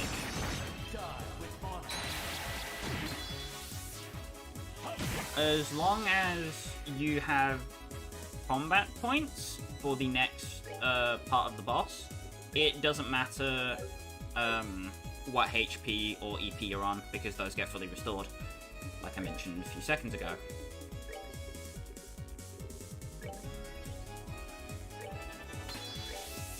You just gotta keep up the pressure on Richard. If you give him a moment, he will snap back and hook you.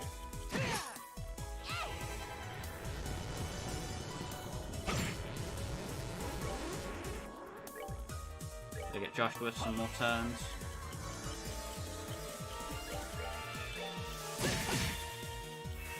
If you can get him pinned against a wall, that's also a good position to be in. Because it means your attacks won't send him flying from knockback, and you can just kind of bully him.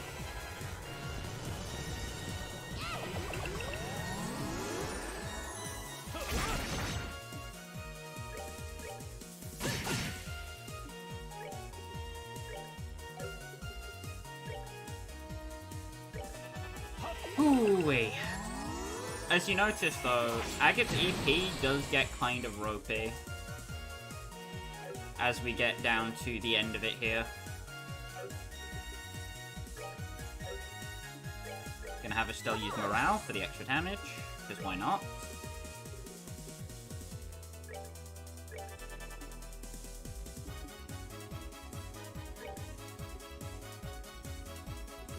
I think everybody should be okay here, even with the Luminous Wheel. It's just a shame that Luminous Wheel does impede, because now Olivier will not be protected without me moving Joshua, which kind of sucks. Fortunately, it didn't screw me.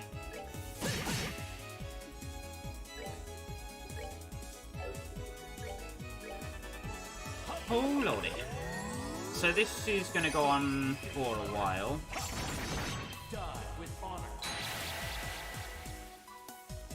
Fortunately, his S-Craft doesn't pierce guards like they do in some later Trails games, so we're not totally screwed on that front. We just gotta keep the damage up.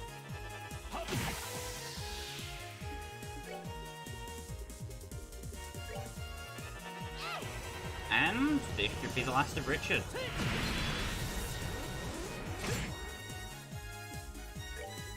What we now want to do is use special ice creams on all the characters that do not have their S-Crafts.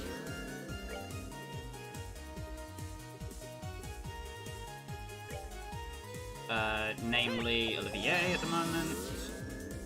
Agate's okay, he can deal with himself.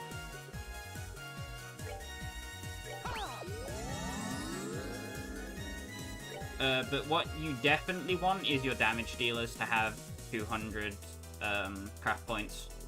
So Estelle and Joshua, namely. We're good to go.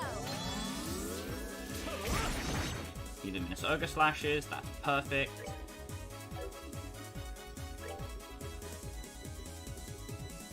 Gonna use another special ice cream on Olivier, just in case he needs a happy trigger.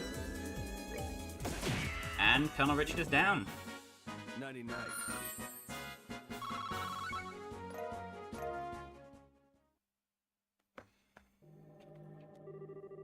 Impressive. I'd expect no less from the children of Colonel Cassius. But it appears you are too late. No! Ugh.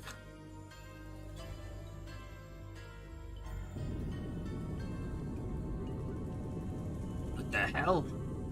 I've only heard the stories.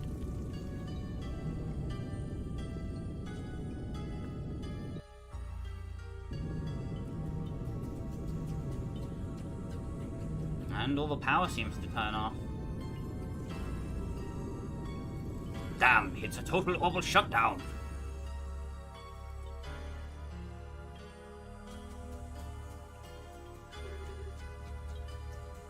What? What was that? It's the global shutdown phenomenon. But it's not like before. It feels like something was released.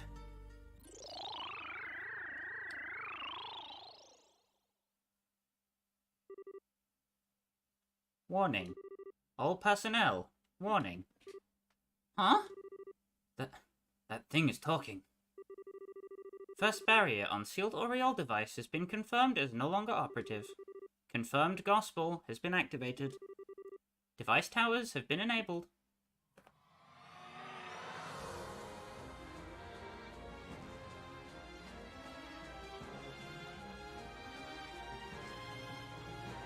Ah, crud.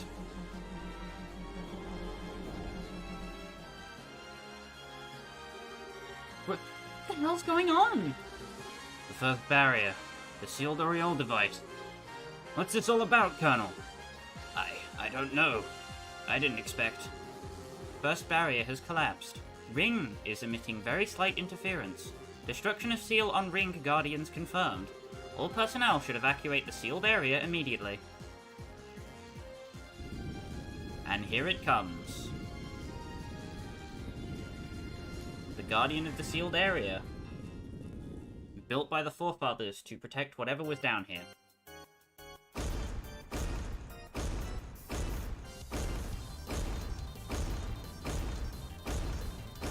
Meet the final boss.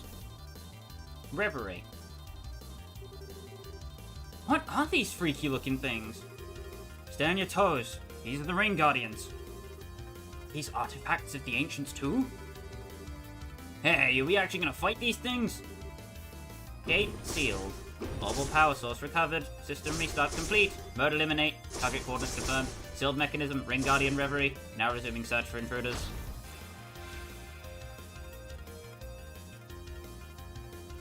So Reverie has a left and right arm.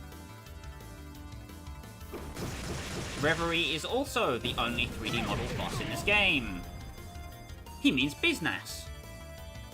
And B's nasty. Right forceps and left forceps. Okay, let's go over this one by one, shall we? Left forceps has, if I can rotate the camera for you, a blue design. Right forceps has a red design. Right forceps has good arts defense, and left forceps has good physical defense. You know how this works by now with JRPG tropes. Bonk them with whatever they're not resistant to. Reverie itself has 3 different attacks. A line attack, a charged attack, and a single target attack. You want to move characters out of the way of the AoE move, specifically. The line move is more of a problem than anything else, though. If you can't get an Earth Wall off in time, just move out of the way and try and regroup afterwards. You want to begin with taking out the left forceps because it has healing powers, not just because it's the weakest. Right forceps has offensive arts, left forceps has healing. Left forceps can still be arts cancelled though, so that's something good.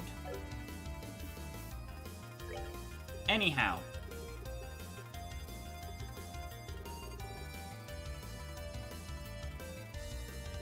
The battle should not be hard as long as you can maintain Earth Wall. It's just, can you maintain Earth Wall for a whole fight of intermixed attack patterns? Because if you can't, well, my friend, you've hit a brick wall, and if you die here, you have to do Richard all over again. Yeah, it's a bit funky. My best advice, spam Earth Lance, Blue Impact, and Napalm Breath at the left forceps until it dies.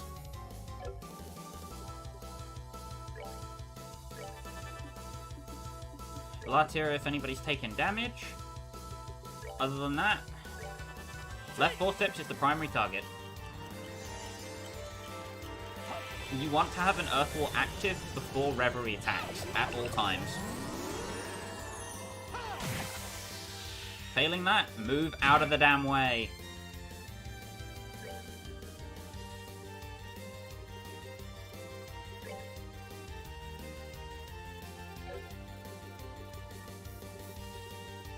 You will not be given any freebies on your EP or HP from this point forward. So whatever you've got is all you've got with you.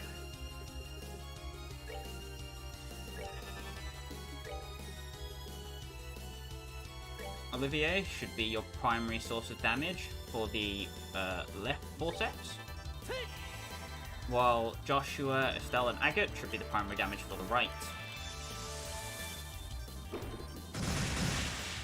That is the AoE attack. Oh no, it's a single target, never mind. My bad, my bad. I forget what the visual cues are. I make mistakes.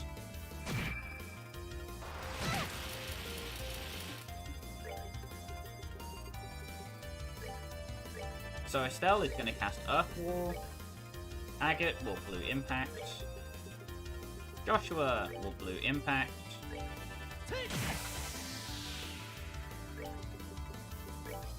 And so will Olivier. The higher element combat stuff is active here, so you can regenerate CP from turns in here, which is very handy.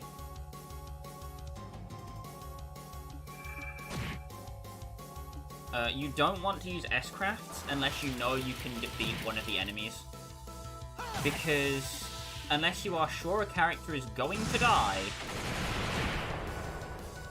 the delay from using the S-Craft will be too much, and you will probably die.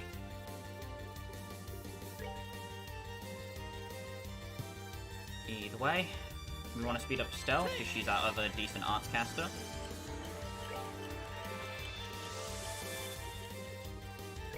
And we need another Earth Wall from Olivier.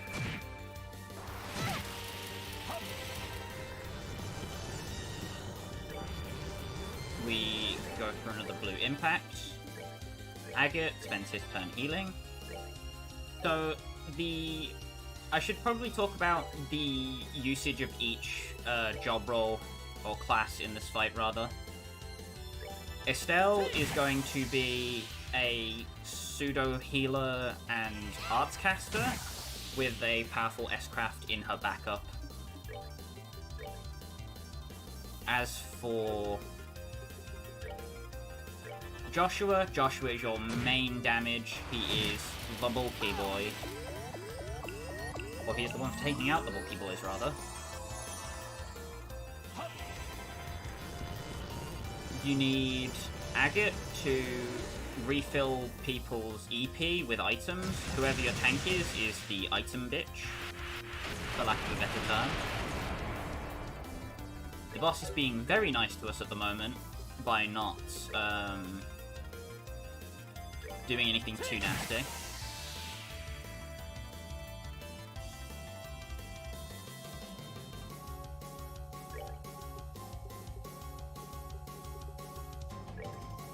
We go for another Blue Impact. And I think that should be enough to take it out.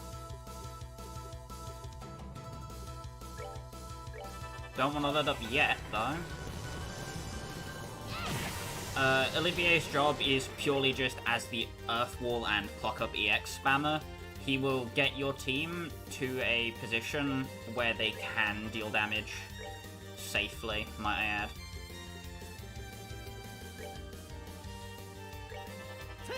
Have a White Gehenna go off there. Nice, the left forceps down. This charging effect from Reverie, if you notice, cannot be stopped by impeding. I repeat, if you cannot get out of the way of this line, Earth Wall.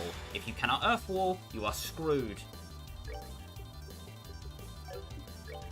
It is absolutely immensely important that you do not get hit by this.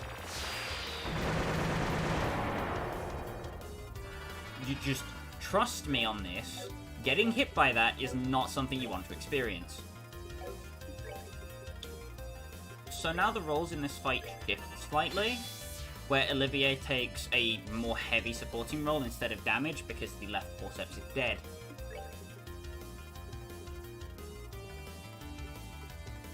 I don't believe you can delay these, but I'll check. Yep, no delay. So Olivier will be maintaining the clock up EX, while Estelle and Joshua will be marching forward on it and dealing as much damage as possible.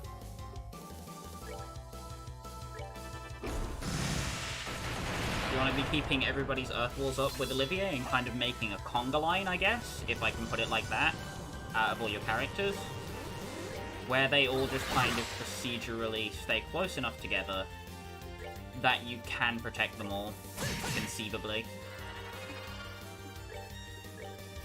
Sniper shots.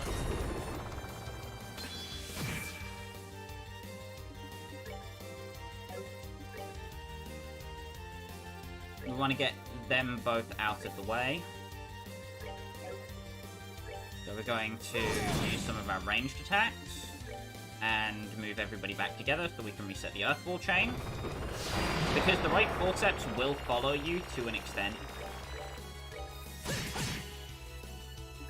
It won't go off on its own and hide in the corner to spam charged attacks or something at you. So you don't need to worry about it doing any of that.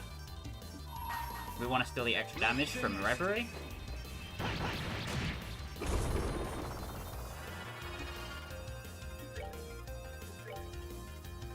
We're going to snipe shot. Joshua can afford to go in for some damage on right forceps because he'll just get out of the way in time. Agate, however, will not be able to sweep by. This entire fight is just about squeezing in as much risk as you can get away with without getting yourself killed. You also need to maintain your CP for the second phase of this version of the boss, otherwise you'll be permanently screwed. So what I'm going to do is start special ice creaming now. Take that crit with Agate. Right forceps is down. So now what we want to do is we want to approach the Reverie as a group.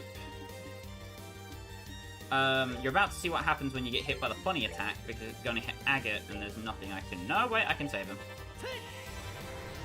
Woo!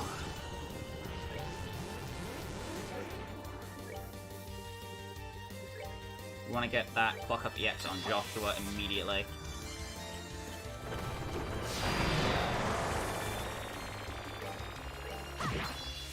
So now we have everybody here, we basically just want to get people in front of the boss's face and just start doing damage.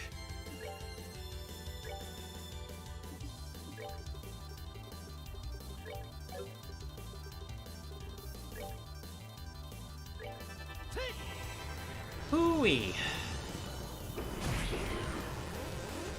Now you notice, if you get too close, he begins to spam attacks at you. Estelle can hit him from a safe range, Joshua cannot. So you need to keep up Earth Walls to keep Joshua safe.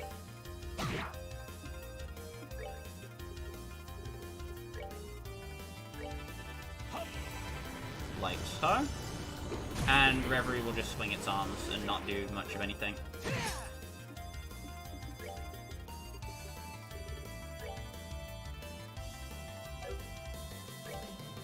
Gonna cast Block Up EX on Olivier.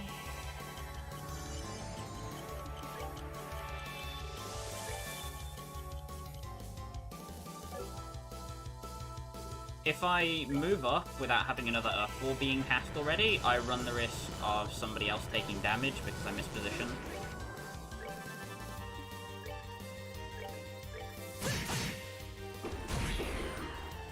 So this is basically how you handle Reverie.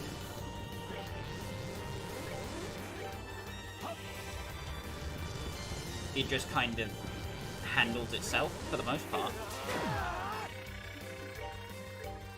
Gonna do strike on the crit. Charge attack coming out gives us some lenience to move everybody in. Come on. We have stuff up on everyone, so there's no worries about that. I want to give Agate more turns so he can do more damage. Joshua just lost his block of the X, so we can refresh.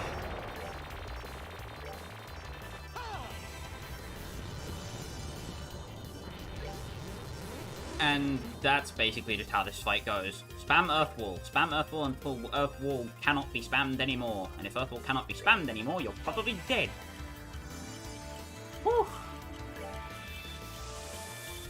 Reverie takes the wind out of you.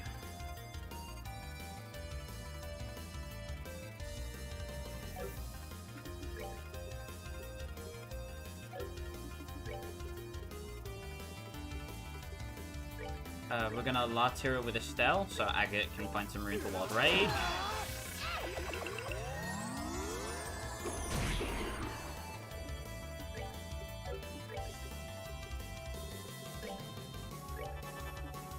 Now you want him to go for the charge attack, because if he goes for the charge attack, he wastes a turn not hitting you, so that's a turn you don't have to reapply Earth Wall, blah-de-blah-de-blah. All stuff I'm sure you probably can imagine for yourselves already. That I don't really need to tell you. Because you're all smart, you'd figure it out on your own. I believe. I don't have a very big audience, but I believe in the audience that I do have, that you guys would figure it out.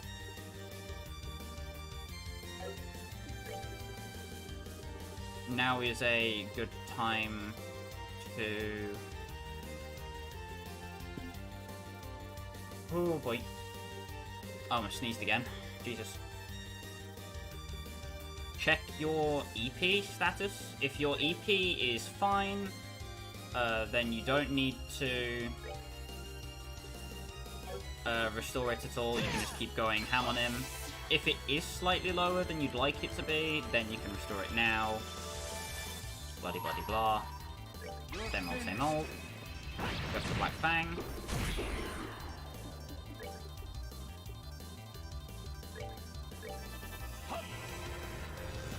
And Joshua's next turn is going to have to be getting the effect of Fuck Up back onto Olivier.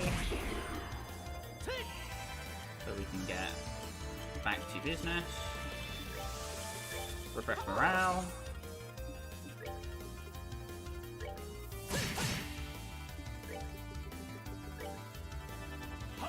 Wall, Latira.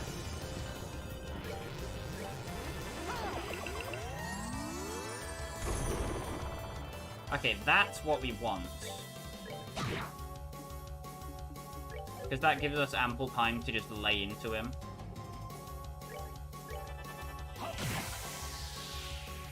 Note that Olivier's arts do significantly more damage than anything else you could be doing at the moment.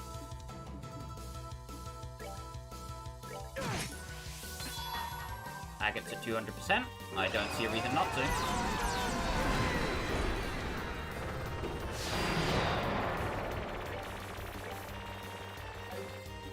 So what we want to do is we want to get Reverie down to about 400 health.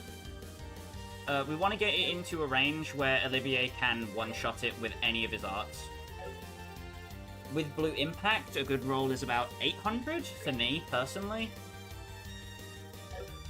So what we need to do is we need to start preparing for the next phase, which means we need to get everybody fully fixed up on EP charges soon. Not right now, but soon.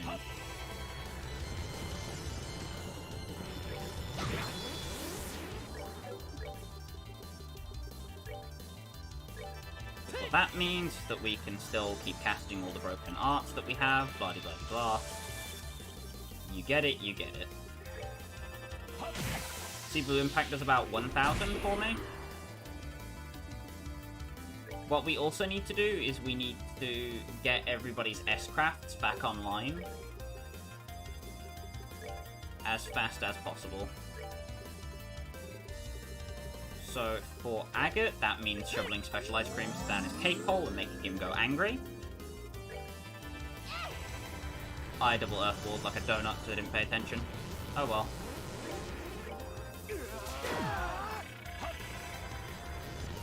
Not that it matters. For the moment, anyway. It'll matter in a couple minutes, I am sure.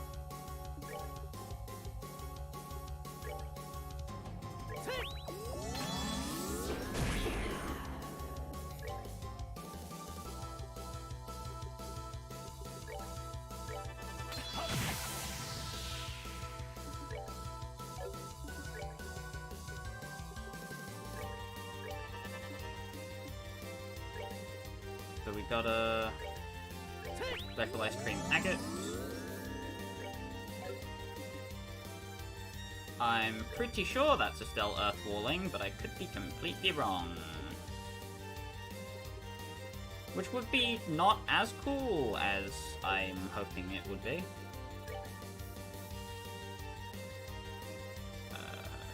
Estelle needs speed.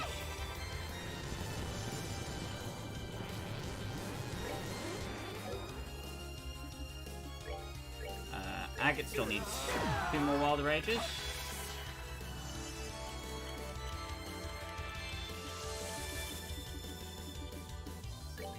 And everybody needs EP charges applied to them ASAP.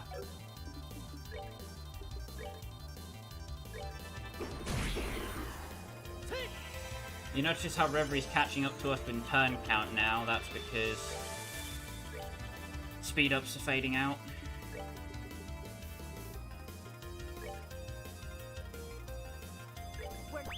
Charge EX.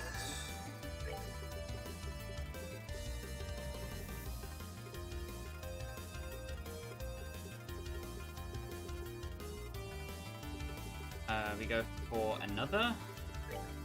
This time on Olivier.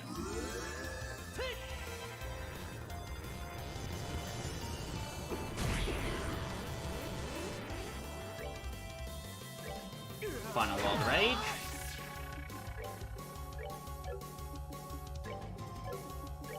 Going to Earth Wall.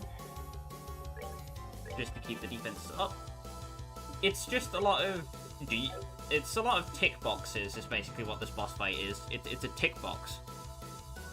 As you... before he gets his turn, you have to tick a couple boxes.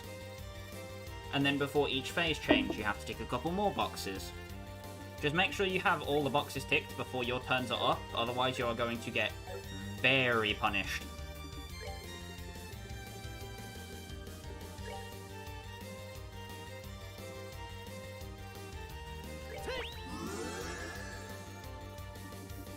It doesn't look like Joshua is in range, but I assure you he is.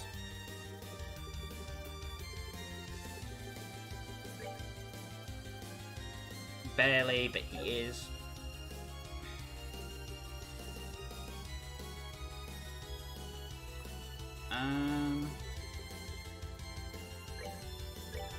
Need the Latir, because we need to start healing Agate back up.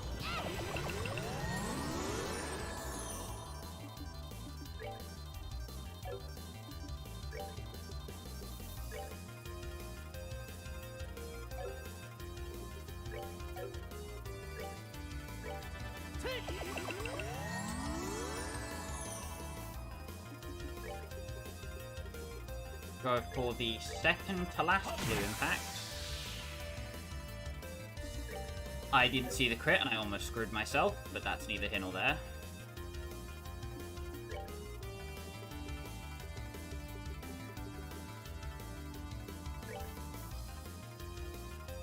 Give Josh with a special ice cream, get him maxed. Now, final preparations for the next phase. EP charge. Who doesn't have max? You. You. Okay. Now that everybody is maxed, hit Reverie.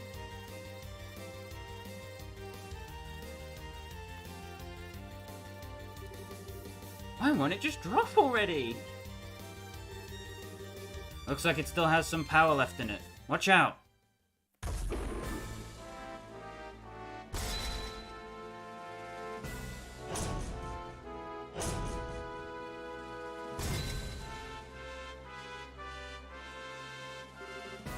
Mode, Annihilation, Ring Guardian Reverie.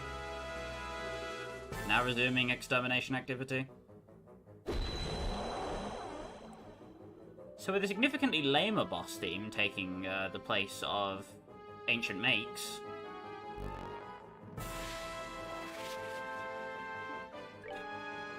the boss will spend its first turn summoning Alpha Drones and Beta Drones.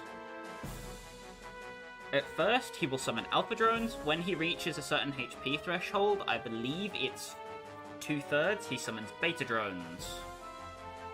Alpha Drones have Napalm Breath and Self-Destruct.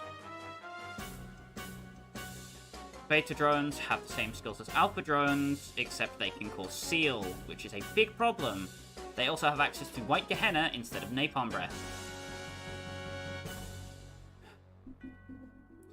So,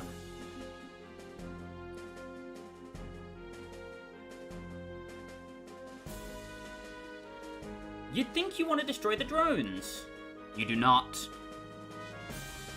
You want to let the drones accumulate slightly and then take them out as a group with Joshua's S-Craft or Agate's S-Craft. Specifically because if you take out a drone, Reverie will use Death Rage. Or so the drone will use Death Rage.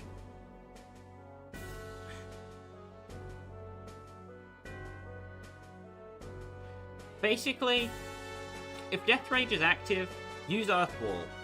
If Reverie is charging, use Earth Wall. Because Reverie has an attack that hits the whole room. You cannot outrun that anymore.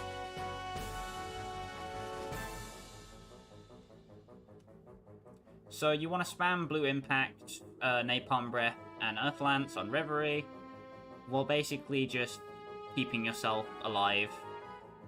If there are drones in range that you want to damage and kill, then you can do that with White Gehenna or Aerostorm if you have Aerostorm. If you have Shiraezard, you will have Aerostorm. I do not have Shiraezard, so I do not.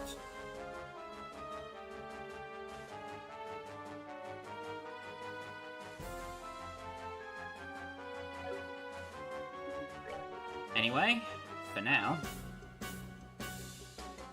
get back to doing what we were doing before.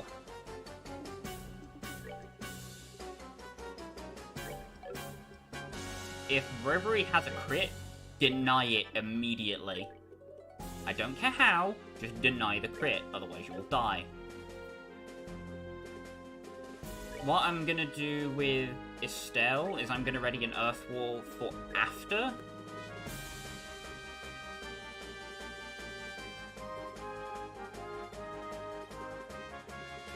I'm gonna have a Blue Impact from Agate.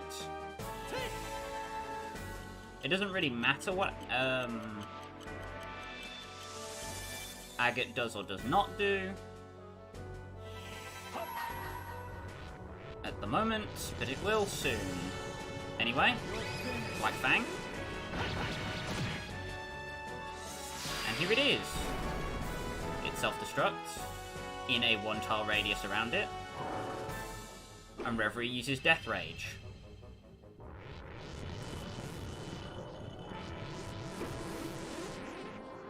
It is a single target attack on a random party member.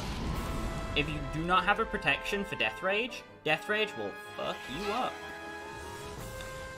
Death Rage is also the boss's greatest weakness. Because if you kill a drone, it will use Death Rage. Which means as long as you can keep a drone alive while the bosses are, you can do some very silly things. I was wondering if we could stall that turn for a bit longer, but no, unfortunately. It's giving me some very nice crit turns to start with, though. Unfortunately, it has 2 extra coming up.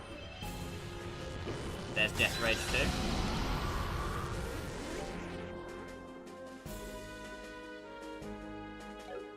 Just need to remember that Estelle is vulnerable. This is the last proper phase where you need to worry about taking a lot of damage, so use your tomato sandwiches and other items that you've been saving here, because this is the last chance you will get to use them.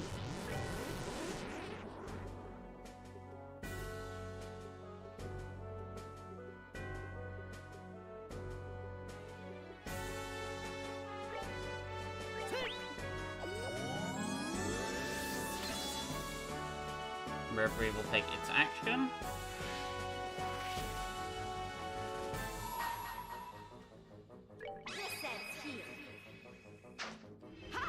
This will hurt a lot.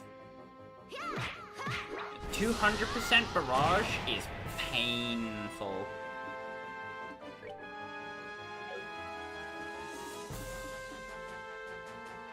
As for this, we still have Earthwall active on everyone, so death throws will not matter.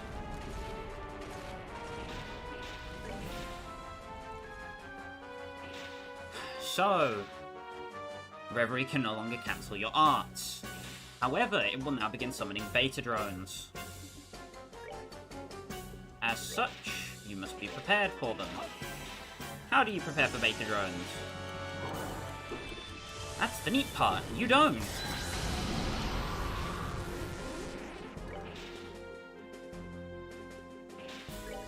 This is basically the part where we funnel Joshua with all the funny stuff we can possibly think of to give him free combat points.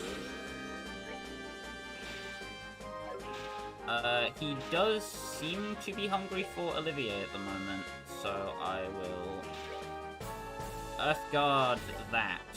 Because I don't trust that as far as I can throw it. Well, there's the AoE attack that it gets when it's at half health. Or, not half health, it's after it takes 10,000 damage. Pardon my French. Not that I am speaking it, but if I was, I would ask you to pardon it. I am sorry to all the French people I've just offended by making that joke. And the French people I know who are probably very embarrassed.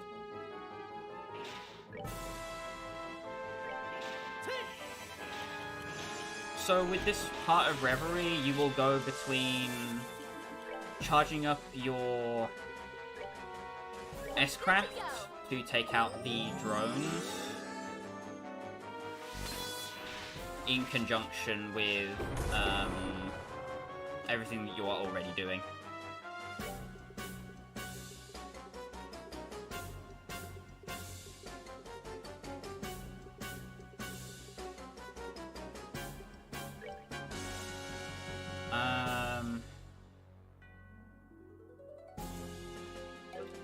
We've got Earthwall up, so what we can do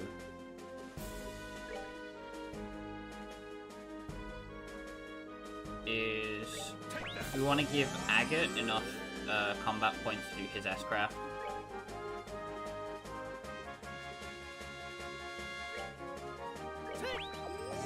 So he is going to... Oh no, he doesn't have to Wild Rage, okay.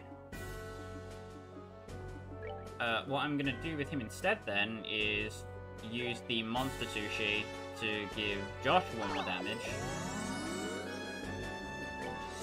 Then I will use Morale. And And then we need to kill the beta drones. Ah, crap. They're just barely out of range for it as well. Oh, crud. So, beginning cooldown for all parts. It now cannot act for a set amount of time, which just saved our bacon, because we burnt all our S-crafts in a very dumb fashion. But now you notice the fight's getting out of hand quite fast, because there's a lot of them.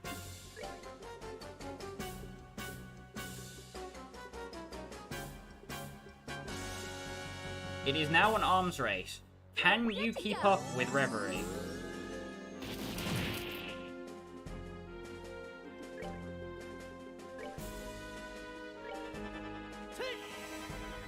If you cannot, then you die.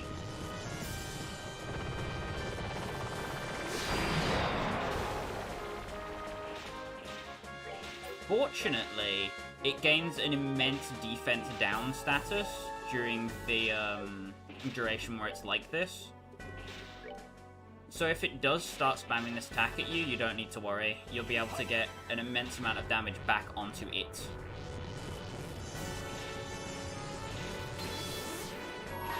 Give that crit to Joshua.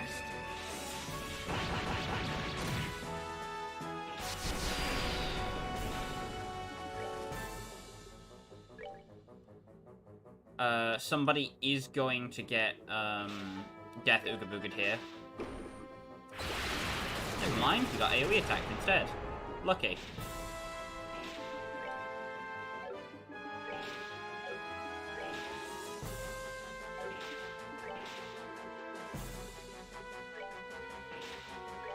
Give special ice cream to the special boy.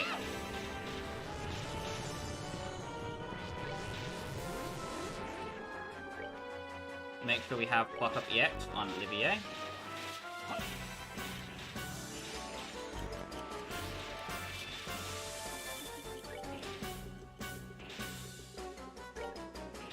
We're good to go.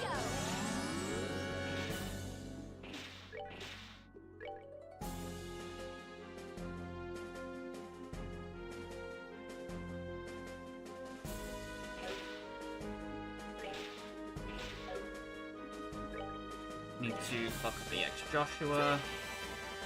Get him back up to speed.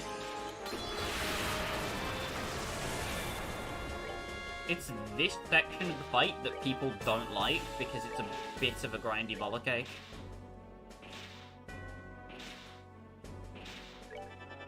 That was meant to be a B push. Uh-oh.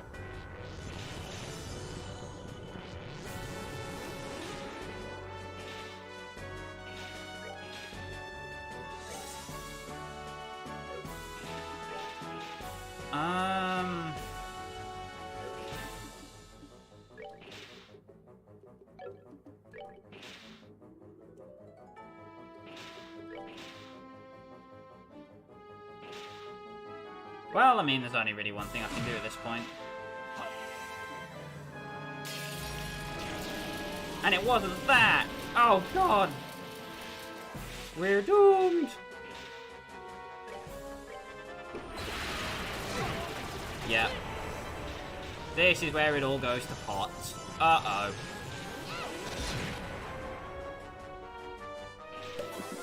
Chaos Brand gets blocked.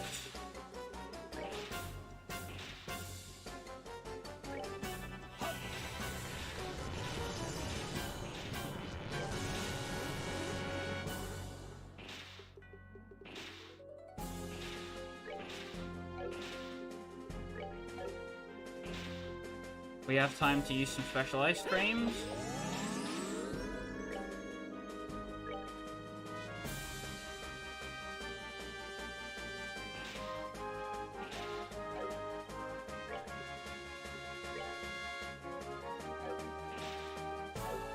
Boy. Agate's turn can really only be used for healing at this point. God damn it. That's not even 200%. I hate this game sometimes.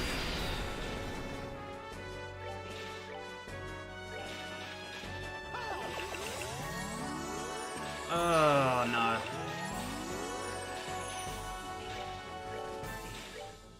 Use sniper shots to stop it from casting arcs. And Joshua is dead. Oh, God.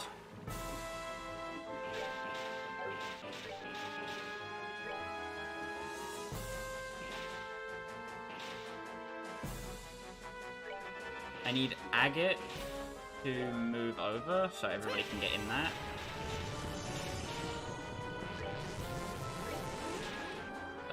Estelle needs to hard break that alpha drone.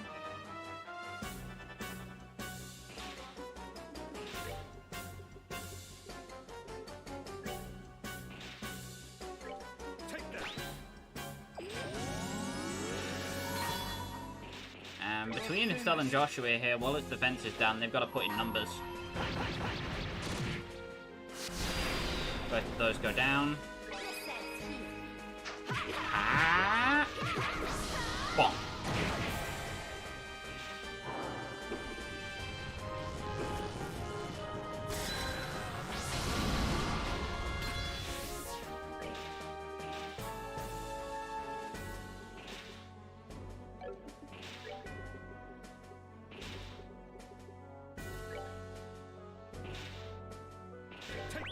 Gotta go for the spec of the ice creams.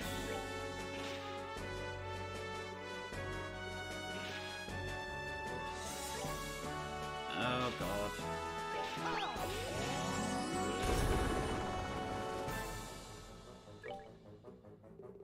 I'm fairly sure Joshua can save. No, wait, Joshua doesn't even need to save them both.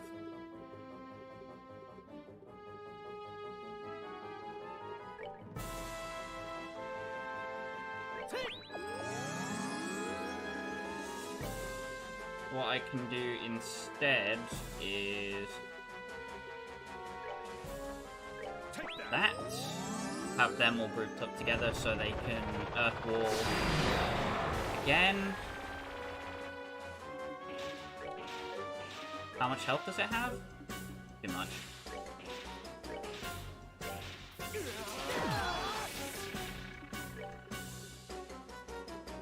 If I were a ballsier man, I would risk the entire run so far on dealing enough damage in this one instance, but I kind of don't trust it.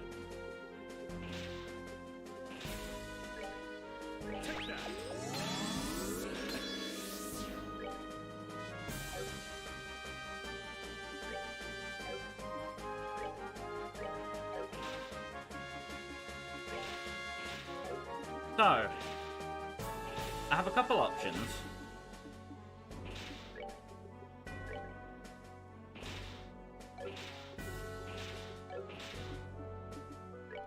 What I'm going to do for definite is Monster Sushi, oh not Monster Sushi, Fruity Milk on Joshua, just to make sure that we have enough speed.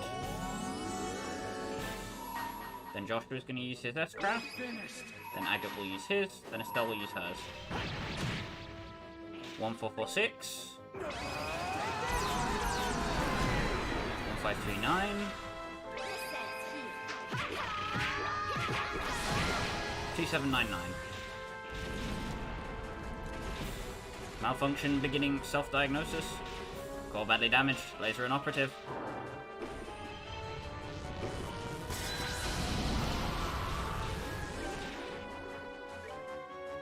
So now it will aggressively spam death rages.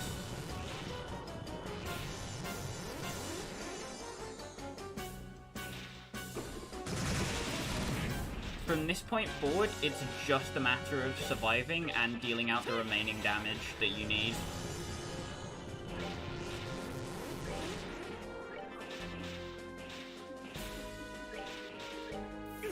Gonna have Agate use Wild Rage so he can get some damage off from a distance with Dragoona Edge.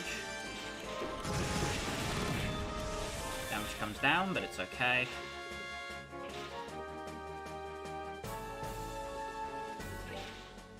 Gonna Earth Wall and have Olivier go for damage instead.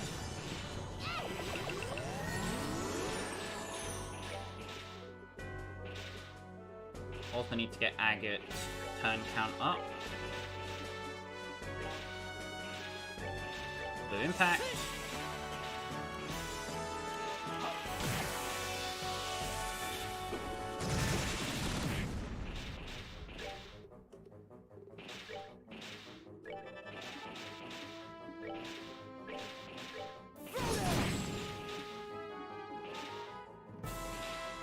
Okay. We just need to charge everybody's S-Craft up again. And then we'll be all good. And then we'll be fine. We'll be okay. Estelle's on the Earth Wall casting. Don't need to worry about that.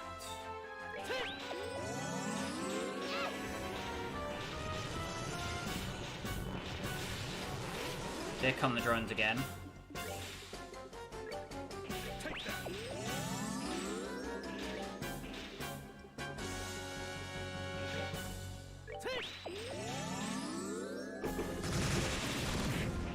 Give Joshua as many special ice creams as he can fit down his gullet.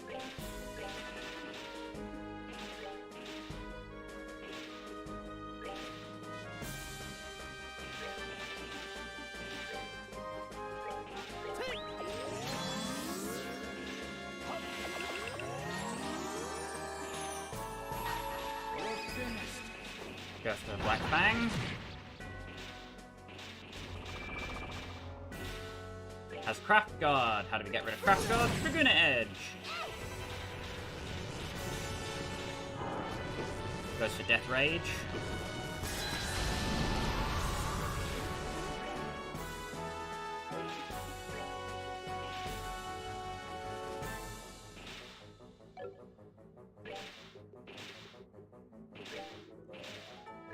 Going to White Gehenna.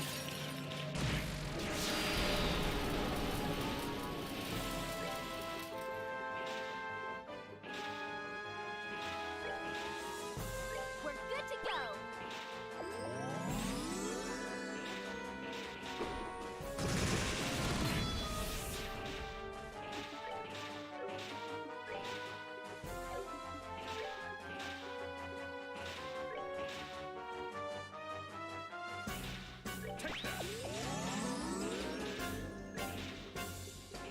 Just need to get Estelle juiced up.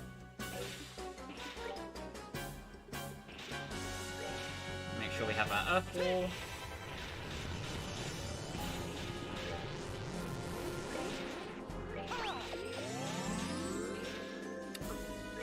Good God. This fight was so stressful. Holy hell.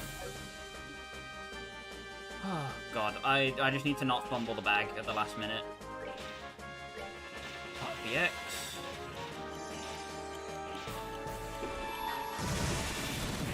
And to Gehenna with you, Reverie. Never again will I fight this boss. Get out of here.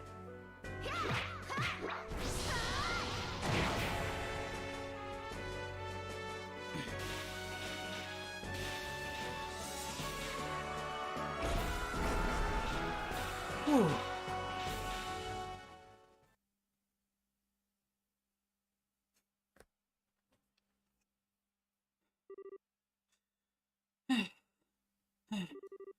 Did we beat it? Yeah, or at least none of the parts are moving anymore. The Ring Guardian. Seems like its goal was to destroy this facility. To destroy the seat of the Aureole. When the Aureole was sealed, it was sealed along with it. Disabled, but said to be reactivated if anyone tried to take the artifact. Maybe the ancients were in dispute over the Aureole themselves. But where is it then? What?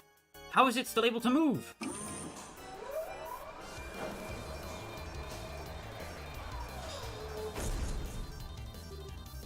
Joshua! Estelle! That's cute. Huh? Not a chance. Colonel, I'll deal with this. Get out of here, now. But you barely survived fighting this thing last time. I'm still ready for combat. I can buy you some time at least.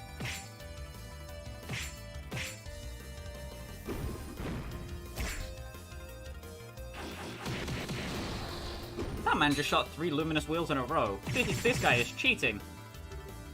Wow. He really did learn his techniques from Dad. What are you doing?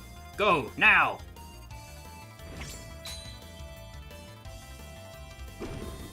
Ugh. Colonel! What should we do? Shut up and go. My fate was sealed when I lost my fight with you. No. Don't worry about it. My plan may have ended in failure, but if I can help you, perhaps that will be repentance enough. Such a pity. If you think of this as a hopeless battle, then that's exactly what it'll be. Have you forgotten everything I taught you? Ha! It can't be. Now, finish him off!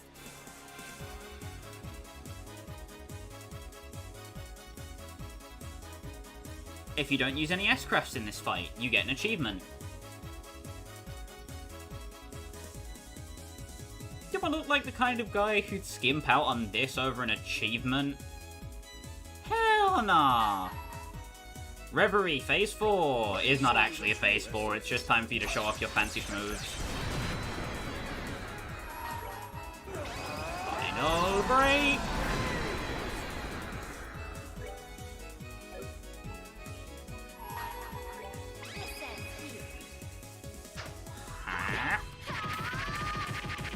Gotta love the barrage animation.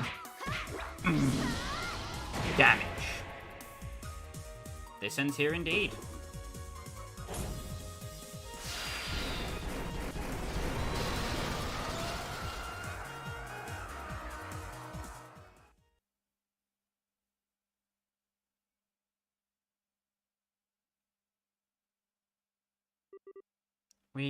We won. Thank you for your help, everyone. Estelle, Joshua, I'm home. It's been quite a while. Dad? You've still got a long way to go, but I can see that your training has paid off. I suppose I'll give you a passing grade this time. Enough! Don't give me that! What are you even doing here? What indeed? Perhaps I just wanted to see the ending? What do you mean by ending? I see you're just as cheerful as ever, Dad. Huh. Well, you look like you've gotten taller. Has looking after Estelle been as difficult as I think it has? What's that supposed to mean? Depends on the day, really. But to be fair, she looks out for me too. It balances out. Good, good. It sounds like it's been a worthwhile journey. It's a pleasure to make your acquaintance, Cassius Bright. My name is Olivier. I am a traveling musician from the Empire. Is that so? When the time permits, I should like to discuss a few things with you. In the meantime, please know that you have my thanks for assisting my son and daughter. Think nothing of it. It's been a worthwhile pursuit. Nevertheless, I am impressed by your skill. It is rare that one gets to watch a living legend at work. Well, I'm still working on it myself. Hey, old man! Is all this supposed to be some kind of big game? Ah, the bad seed. The professor told me you were here. All things considered, you performed admirably. I'm impressed, really. Don't talk to me like I'm some kid. Merely a joke. I'm to understand that you're the one responsible for the thorough investigation into the Special Ops Group. I thank you for all the assistance you've provided my children. No problem. This really isn't the time for chit-chat. Where you just pop up out of nowhere at just the right moment to make the most dramatic entrance you can. Ah, Phil, it seems like everything's back to normal. Professor, there you are. You're a bit late to the party though, I'm afraid. Phil, after you went on ahead, we were surrounded by a horde of those mechanized monsters. We managed to keep them at bay somehow or another, though, and here we are. In any case, it seems like all of the affairs have been set in order. Yes. Much remains to be done, but at least this has been resolved. But isn't the Intelligence Division battalion getting close to the castle by now? No doubt, along with patrol ships. Dad, did you check out the situation on the surface before coming down here? Yes, and you've no need to worry about that. General Morgan said that he had the situation under control. And with Sid's help, this craziness will be quelled in no time. What? I see. So you took care of them on your way here, then? So, you're awake. We placed General Morgan under strict observation. Sid couldn't risk defying us because we held his family hostage. Yet you freed both from our grasp. I suppose I did. However, Richard, that's about all I've done. Even had I not returned, they would have been able to handle it themselves. No, you're wrong. You're a hero. You left the military. Left all of us. What were we supposed to do? I didn't think we could survive another invasion. So, I had to find something else we could rely on. If you had stayed in service, it never would have come to this.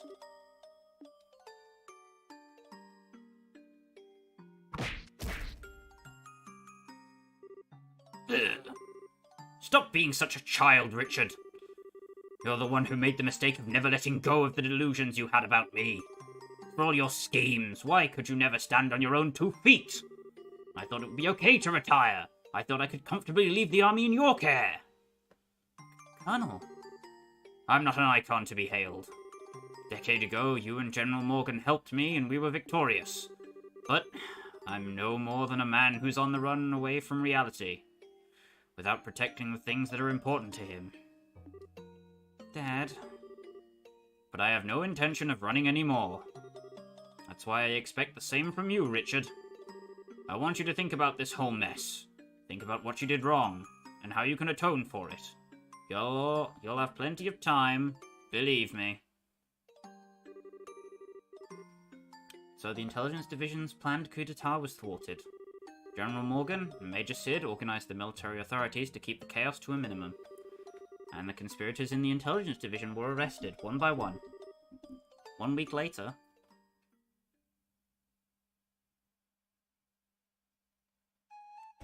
Woohoo! We averted the end of the world! How many times are we going to do this?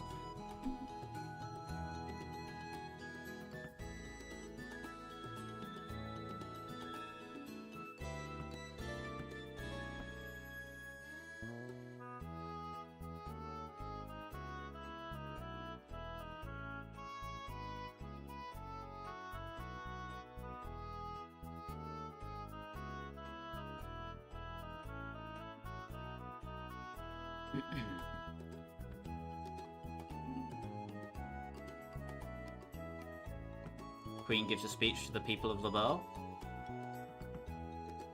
And the Bracers. Stell and Joshua Bright. In honor of your recent work, the Grand Soul branch of the Bracer Guild has prepared you a letter of recommendation. Take it with our blessing. Yes, sir! You will go up to 365 Bracer points. Don't worry, you haven't missed the extra 3, you haven't done anything wrong. Bear with us for a moment.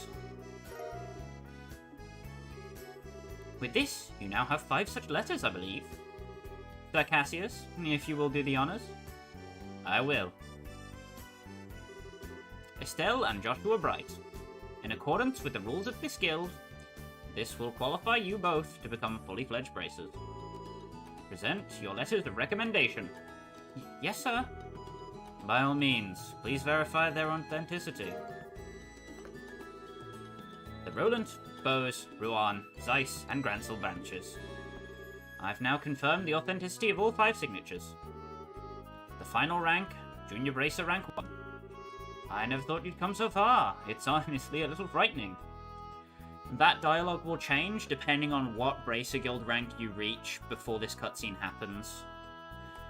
The Bracer Guild rank you reach also affects the final boss, to my knowledge.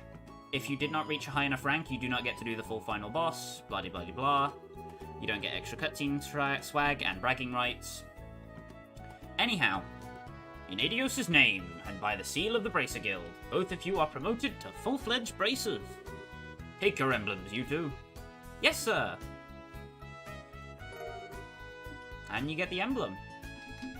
The thing we've been working so hard for. Congratulations, guys. Hey, those emblems look good on you. I have to admit, you two did good, but just this once. Thanks, everyone. We never would have reached this point without everyone's help. Your true careers as bracers start now. Bear that in mind. I understand. We'll be even more dedicated. Now, I hate to break up such a happy occasion, but I'm afraid I do have some unfortunate news that I must tell all of you. What's that? Today marks the final day of Cassius Bright's membership with the Bracer Guild. He's going to be returning to active duty within the Royal Army. What? Really? Since I've been away for so long, I feel bad bringing this up so suddenly. But the chaos that has resulted from the attempted coup must be quelled. The military needs major reorganization to deal with the damage the intelligence division caused. I plan to help out with that.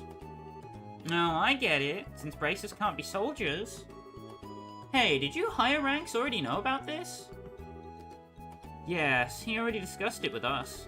It is discouraging, but we can never truly become independent if we always lean on those more experienced. And hey, think of it as less competition now that Cassius is out. Maybe you can take the top spot, eventually. I suppose that's true. This means that we're gonna be real busy, though. Well, you do have 2 new fully fledged bracers on your hands now. You can work them like dogs instead of me. Dad?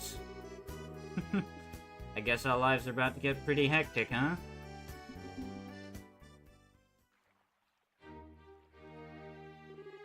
Jeez, Dad. Can't you at least stay with us until the end of the birthday celebration? I'm sorry, but there's a war council starting immediately. Colonel Richard may be in custody, but there are plenty of special ops cohorts still at large. Captain Amalthea is also hiding somewhere in the underground ruins. And if that weren't enough, it looks like those sky bandits ran off in all the confusion. We have to stay on guard so they don't cause any trouble during the festival. Those guys are just a constant pain in the ass. Either way, it'll leave a bad taste in my mouth. The increased security is just for peace of mind. The real issue is that we really don't know the significance of what happened underground. We can only guess at what effect breaking the seal will have, and what the purpose of the aureole is. That's a puzzle that absolutely must be solved. Yeah, I guess you're right. It doesn't sound like Colonel Richard's memory can be trusted. Yes, just like Kurt, he seems to have some missing memories. Even so, the search team was able to confirm one thing. We now know where the black orbment came from. Really? You know who made it? Not quite, but we do know who's responsible for introducing it to the Intelligence Division. Commander of the Special Ops, 2nd Lieutenant Lawrence Beldar. Him. He gave it to Richard shortly after he was recruited for the Intelligence Division. And, coincidentally, that would be just about the same time Richard planned his coup. We need to find out everything about Lawrence that we can. He always did seem strange. I guess we were lucky that we actually got a good look at his face, huh? If you want, I can try drawing a picture of him. That would be appreciated. I have to admit, though, that I don't have the utmost faith in your artistic skills. Maybe I should ask Scheherazade or Her Majesty. That's not nice. Estelle, you actually saw Lawrence's face? What, didn't I tell you? He took his helmet off when we fought him on the terrace in the Royal Keep. He looked around 20 maybe? Older. With ash blonde hair. He had some seriously creepy eyes too, let me tell you. They were so cold. It was like they were on fire at the same time. He told the Queen, "You are hardly qualified to feel pity for me." Hardly qualified? Joshua? Your eyes are looking a little creepy now too, Joshua. Something on your mind? How about you let us handle the cleanup here and go have fun at the festival? Okay, you're right. Awesome, let's go live it up. Alright, are we going to be sleeping at the castle tonight? Yes, Her Majesty was kind enough to let me use 2 of the guest rooms in the eastern wing. Joshua and I will be on one on the right, you and Scheherazade on the left. Me and Shara together? You don't like that setup? Okay, how about me and you in one room, Joshua and Shara in the other? Just imagine, all that time for you to fawn over me and wait on me and tell me how much you missed me. I'll bunk with Shara. I suspected as much. Alright, then I'll see you kids tonight. You know, it wouldn't be a big deal for you to share a room with him. I mean, it has been a long time since you last saw him. Didn't you have a lot of stuff about your mom you wanted to talk about? Yeah, but I don't much like the idea of you and Cher in the same room either. Huh? Nothing. Let's go take a look around. The town's decked out with some pretty cool festival-exclusive shops, you know. Well, we certainly can't let those pass us by, now can we? And if we get tired, there's a rest area in the East Block. Behind the stores, right? We should make that our last stop, then. So... that is all the combat in Trails in the Sky first chapter. You do not have to fight any more enemies. Congratulations on making it this far. Now, the first thing you'll want to do immediately, before you do anything else, is go up to the lounge where you spoke with Colonel Richard the night before the Oriole. So go up the stairs and go to the right and speak to Olivier. Olivier! Estelle, Joshua, I heard from Cassius that you've become full-fledged bracers. Well done! Congratulations, my dear little pussycats. Could you just... we'll just go with thanks. Olivier, what brings you here? I'd heard you invited tonight's celebratory banquet, but, well, I didn't think you'd be here already. Yeah, seriously. What's a guy who loves parties of doing drinking alone in a quiet place like this? Better be careful, or some people might start thinking you're an imposter. Dun dun dun dun dun dun dun. Dun dun dun. Kill me. The news of you two becoming full-fledged bracers filled my heart almost to bursting. So much so that I saw no recourse but to hold an impromptu concert in front of the Grand Arena. Ah, if only you had witnessed the unbridled excitement I inspired in my legions of fans. Right. Makes me think of the performance at Hacking Gate. Indeed! And such a public explosion of passion left me quite drained. So I wandered here for a quiet place to drink and brood. Ah, me, in restless dreams, walking alone, sharing the drink they call loneliness. Before you sits the beauty and beast that is... man. I can't make those words fit together into anything resembling sense. So yeah, about your reunion with my dad. Apparently you have something you need to talk about with him, don't you? I do? You do. As a matter of fact, it seemed to me as though Dad already knew who you were. Inconceivable, my pretty kitty. Surely a man like him and a man such as I would have little need to spread our wings and fly. Yeah, he definitely knows something. He's acting weird even for him. Definitely.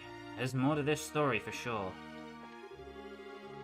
Colonel Richard visited me every evening, and we would talk for hours about anything and everything. I can't believe he'd rebel against Her Majesty. Pops, forget your mind. Forget about the worries on your mind. Come, dance to the beat of the rhythm of the night. Let the sounds of our feet and our laughter chase away those lurking twin trolls. Forget forgotten past and unknown future. So if you have 2 conversations with Olivier, and then you head to the Erebonian embassy, which, if you don't remember where it is, leave Gransel Castle, and then take an immediate left.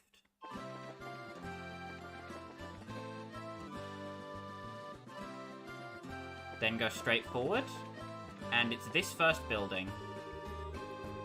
Move it to the Queen's birthday celebration to bring out all the craziest weirdos and heroes. And this is just a small fraction of the people you'll find in the Empire's capital city. Crazy, isn't it? I can't imagine so many people milling about every single day. How can a city like that even function?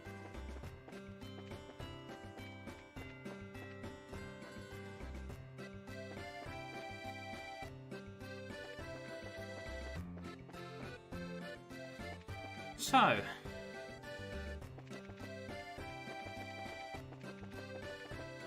Olivier's not at the embassy. Let's go check the Bracer Guild board to see if there's any quests today. I would like someone to find and detain one blonde-haired, self-proclaimed musician wearing a white coat who is thought to be arriving in Royal City by eventide today.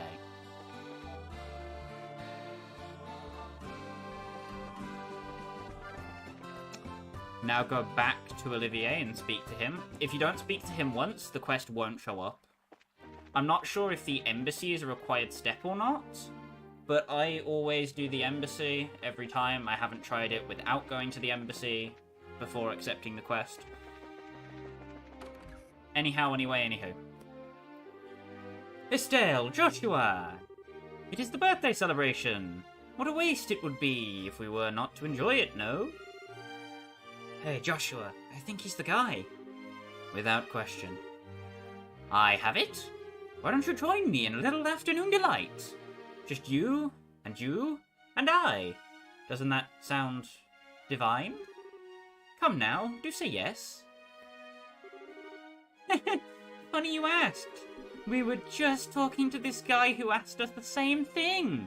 And we said we have this friend whom you would probably just love to talk to. Did you really now? Honest to goodness? Absolutely. Would you like us to introduce him to you? I would most love that. Please, lead the way.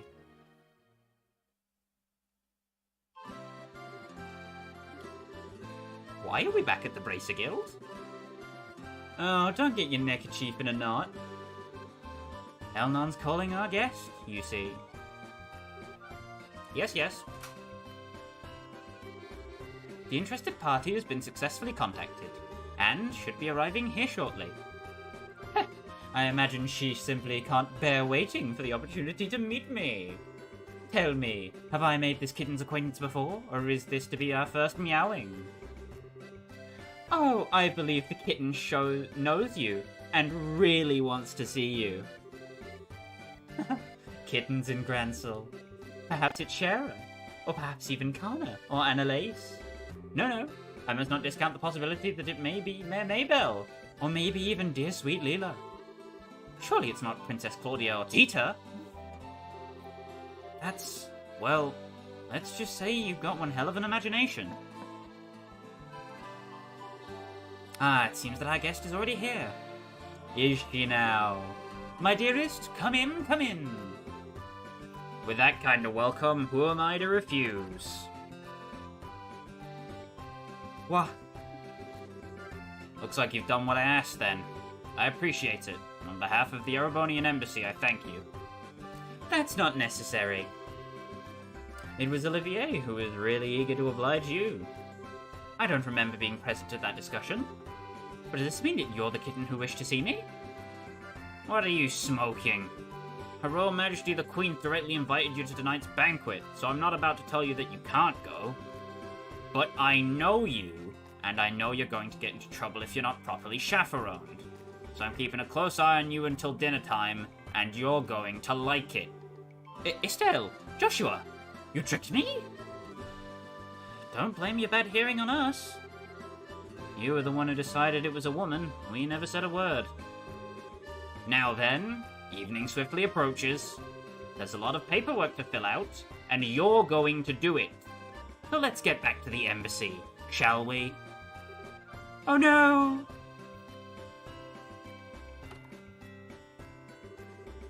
For more comedic effect, you can hold the "Oh no!"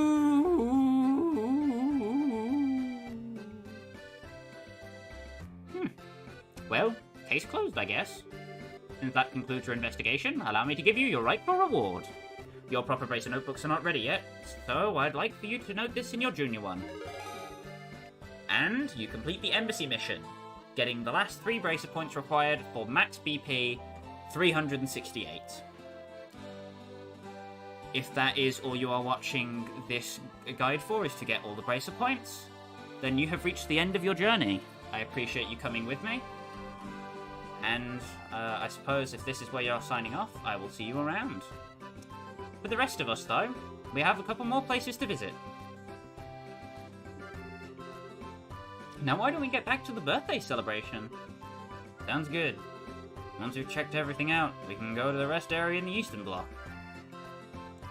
If you don't do that, you don't get access to a special quartz in second chapter, and you also miss out on a couple other sweet bonuses that you can get.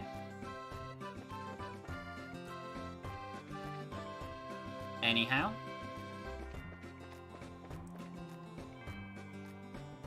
While we're going around town, I should start talking about completion bonuses from first chapter that carry over to second chapter. First chapter's completion bonuses are based on Estelle's level at the end of the game. If Estelle's level is 39 or lower, she will start second chapter at level 39.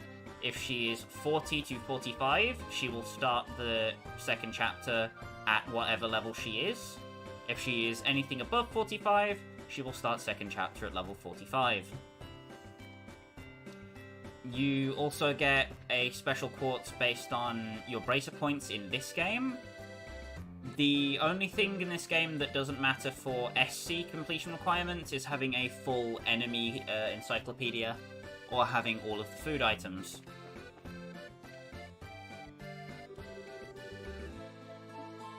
So let's go check out a couple of the exhibits, shall we?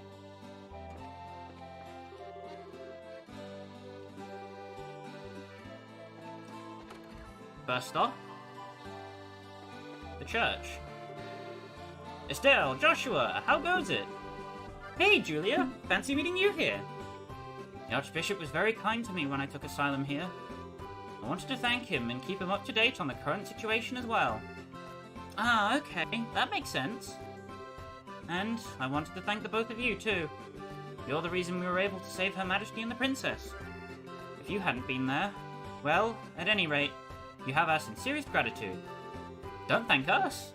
It was a group effort. Give a little, get a little, you know?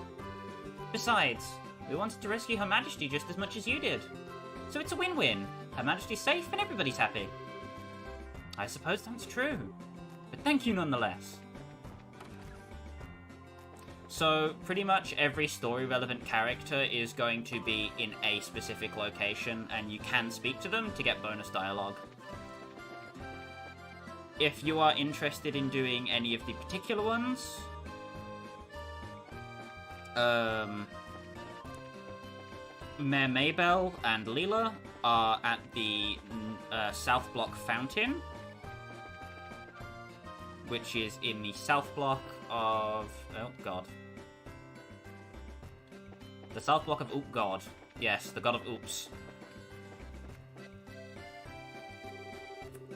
The conference is day in, day out. I imagine Her Highness must be a very busy woman.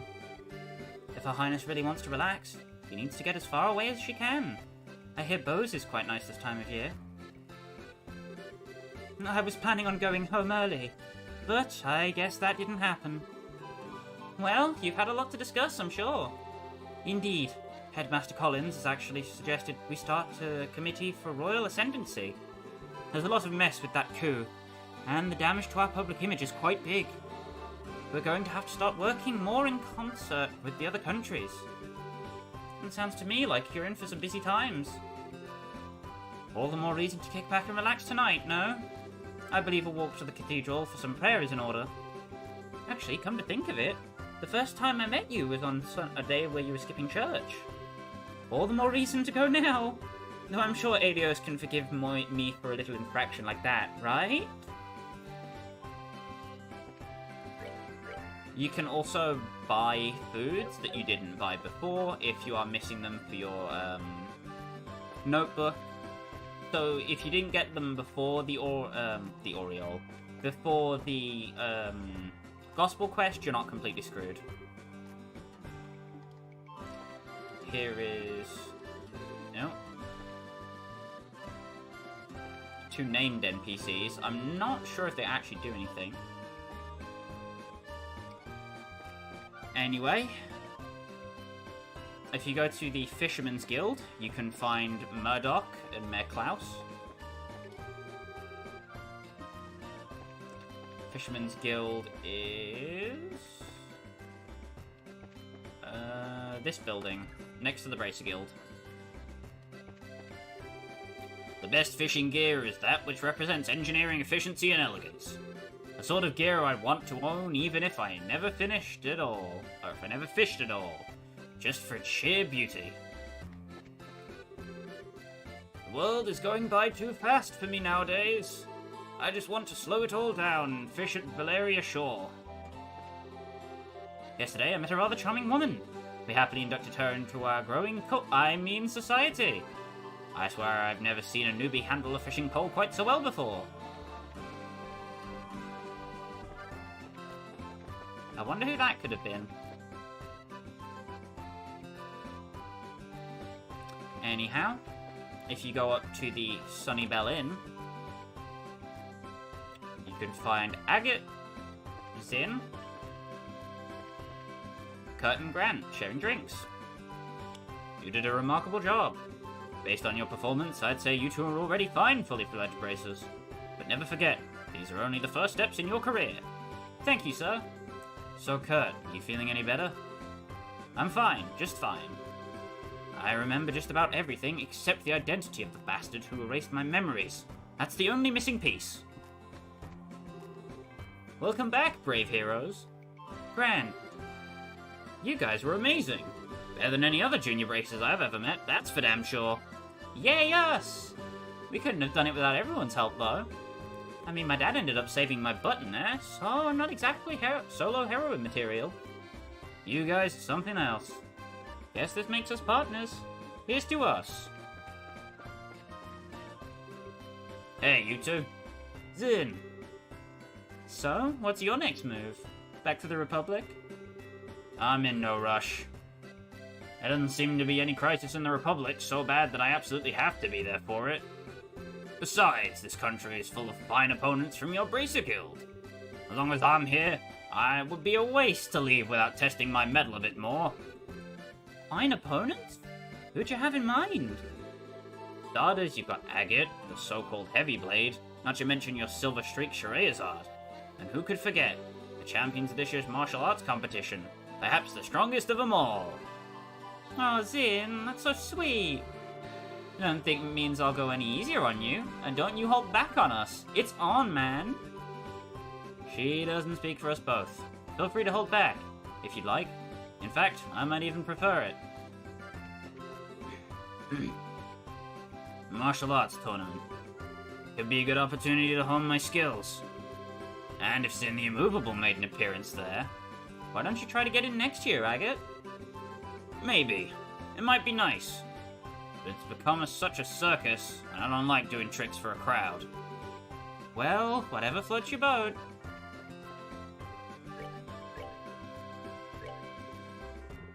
If you're doing a New Game Plus playthrough, I highly recommend you buy a crap ton of mixed cocktails. Because you're just going to want them anyway. However, with all of that being said, the only other person we haven't seen... oh no, we've seen everybody in the South Block. The next area is the North Block. In the North Block, there's Chloe, the Dean, Jill and Hans. Oh, nice to see you. It's been a long time. Jill and Hans have come to the capital as school representatives. Estelle, Joshua. Oh, Chloe, there you are. Yeah, I'd heard that Jill and Hans were here. So I sneaked out of the castle and came to see them. I know the localization for this game was rushed, but it's snuck. I'm pretty sure it's snuck. If it's sneaked, then, like, get your pitchforks. Murder me. I submit to the pitchforkery. You sure do know how to act unprincessy.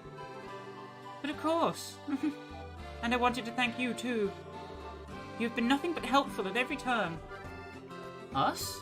Nah, it's totally all you. We've learned a whole bunch just from being around you. You taught us all about kindness and courtesy and strength of spirit and all that other junk. Not that it's actually junk. I'm so bad at this. What I'm trying to say is, that's what friends do.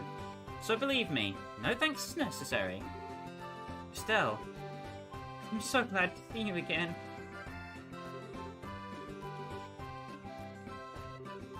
Estelle, Joshua. Jill? Long time no see. I heard about your adventures from Chloe. Sounds like you guys have been busy. Ruby Knight Julius indeed. Hey, Joshua. Hans, what brings you here? What brings me here? What brings me here? All this time, and that's the first question out of your mouth? Do you know how lonely all of my nights have been? Do you? I never forgot about you, Joshua. I came running all the way to the capital to see you. But where's the princess outfit? Still the same as ever, I see. Damn straight. Looks like you've been through a lot. But you seem as full of energy as ever, thankfully. Next time you're in Rouen, be sure to stop by the school, okay?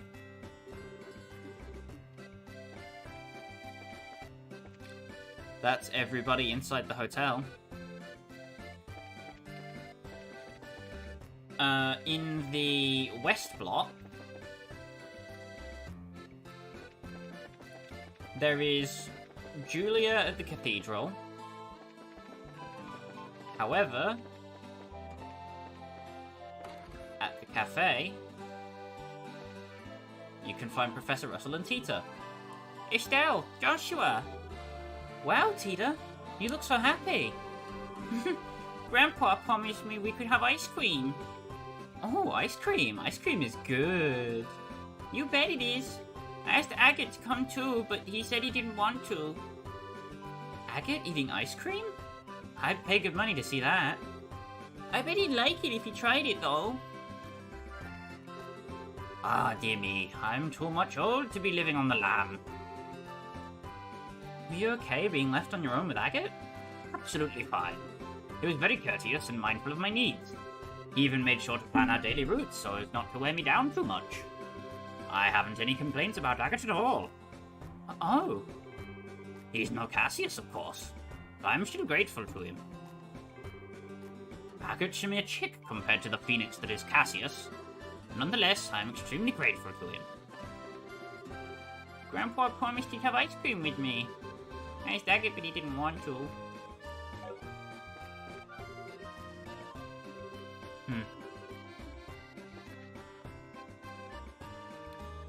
And if you go to the LaBelle News... Yay! It's Estelle and Joshua! You know, Niall was telling me something interesting. He said this story's gonna win us the Fuel-It prize. The what now? Don't you mean the Shh. You wanna get sued? The Fuel-It prize is an annual award presented to the very best examples of journalism, literature, and music. There's no higher honor for any reporter. Ah, well, good for you then, I guess. It's actually thanks to you too. You're my whole story. Funny fourth wall breaks. Joshua, Estelle, great job. Our special coup edition has been flying off the stands. There is a ton of buzz right now about your little stunt. Sorry I couldn't get you guys some fame from it. The guild made me withhold your names. Biggest scoop of my career, you guys. You did real good. Our special edition covering Colonel Richard's coup d'etat has generated a whole lot of buzz. It already outsold our Mayor Dalmore and Colonel Richard editions combined twice over. It was such a huge incident, everyone felt they had to write in about it. We're totally swimming in mail. Nah, really let me have it this time. I'll have to have him teach me how he always manages to get such a great scoop. There is the mailbox. The mailbox is chunky. Anyway, those are all the people that you can see in this block. Now we're going to go to the castle before we go to the east block.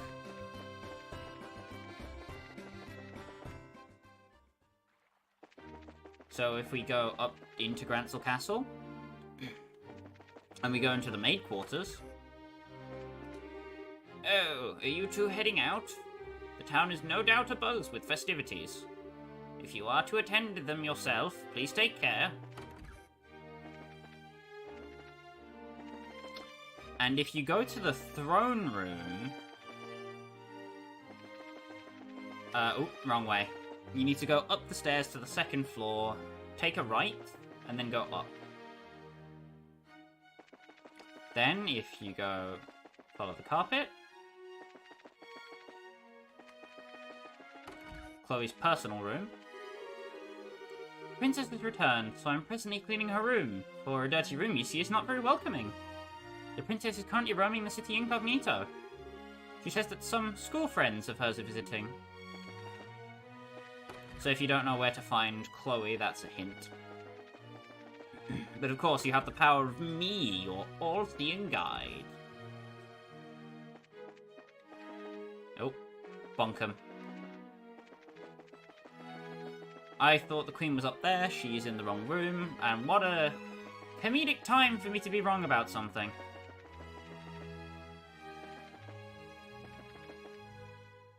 In the throne room. It pains me to request that you return to service after closing that chapter of your life, Cassius. But gentle though you be, I know you have an iron will, and I know you will do what you must. My sincerest apologies to you, but I ask if you could lend me your father's strength for a time. Well, hello. It's been a while. General Morgan?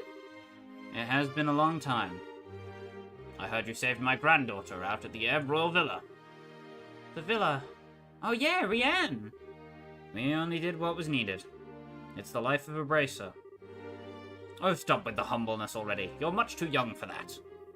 In the end, you saved not just the villa, but Her Majesty, and indeed the kingdom itself. This time I'm going to thank you properly. General, you two did well. Very well. I've got to say, I've heard much more heartfelt thank yous in my time. But not from you, General. So, thanks for the thanks. Richard, that idiot. Town Square must be alight with activity right about now, but I have some important matters to discuss at the moment. You two go and enjoy the festivities without me, if you would.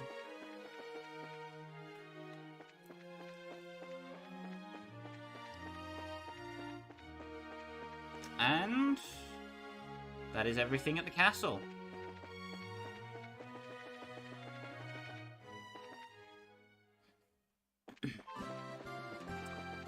So, we can finally go over into the East Block.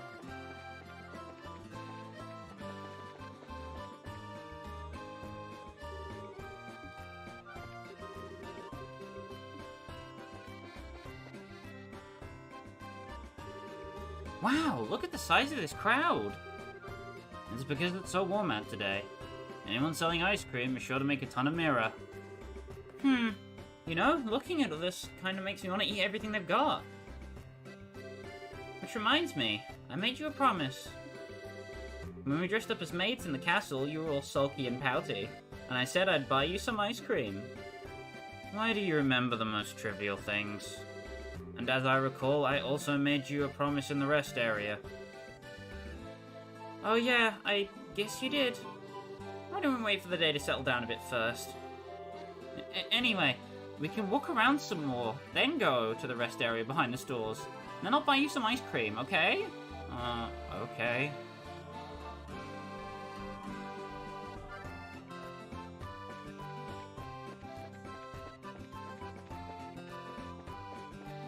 So, the final...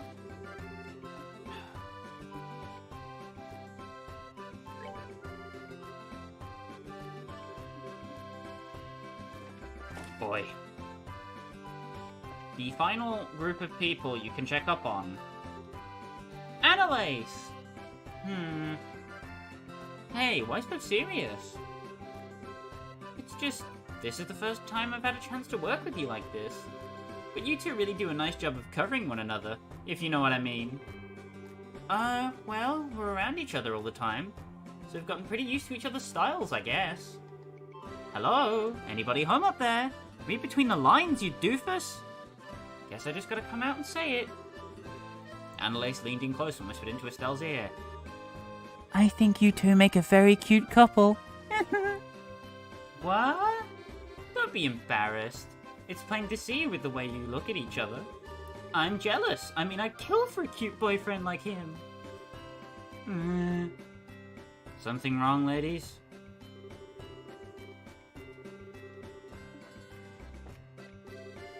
I usually don't shop in places like this. Gray's Aunt Nana Lace wouldn't stop going on and on about it, though, so I had to check it out. Why, hello there. What you doing, Shara? Shopping with colleagues?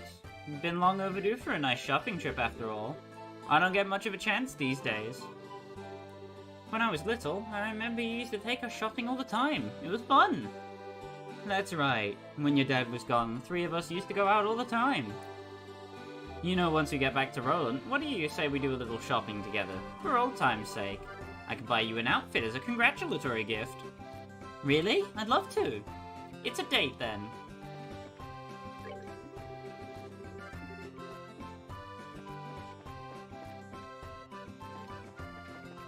And I believe... No, this is the last one. Oh, hi, Philip. Ah, hello again, lady. Please forgive my lack of decorum. Though my actions yesterday have caused His Grace much trouble. On that subject, do you know where we might find Duke Dunham? His Grace has requested himself to consider the claims made by the Queen. He's spending his days at the Airbroil Villa, isolated with his thoughts. Oh, is he now? And what brings you here, Philip? Well, I've been sent here on an errand. To buy donuts for His Grace, you see. Oh, I see. I get the feeling he's not being completely honest about that. Yeah, he's pretty clearly here for his own donuts, but whatever floats his airship.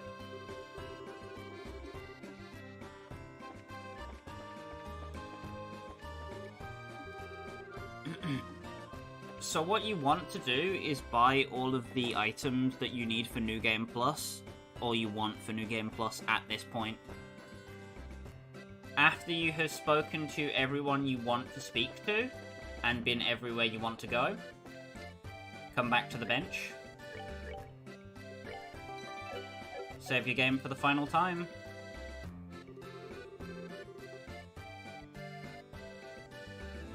You look pretty tired. You want to sit down and take a break for a little bit?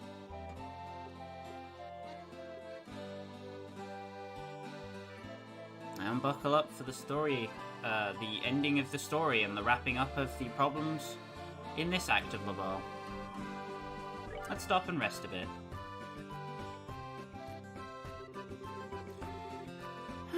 Walking all over the place like that can really take it out of you. Glad we can get a minute off our feet for a minute then. For the moment at least, Grancel seems like it's genuinely at peace. You really think so? I'm just glad that we can leave it all up to Dad and everyone else, at least for today. Of course, I really think it should be his responsibility to begin with since he showed up so late. Yeah, I suppose so. Maybe it's just part of his nature. Oh well, it's not like we can do anything about it. But check us out, we're fully fledged bracers now. Which means we're not beholden to any specific branch, and we can go wherever we want. Anytime a branch is short-handed and requests help, we'll just take an airliner to get there. But our newfound freedom will also mean greater responsibilities. Sure, but I think we'll be able to handle it.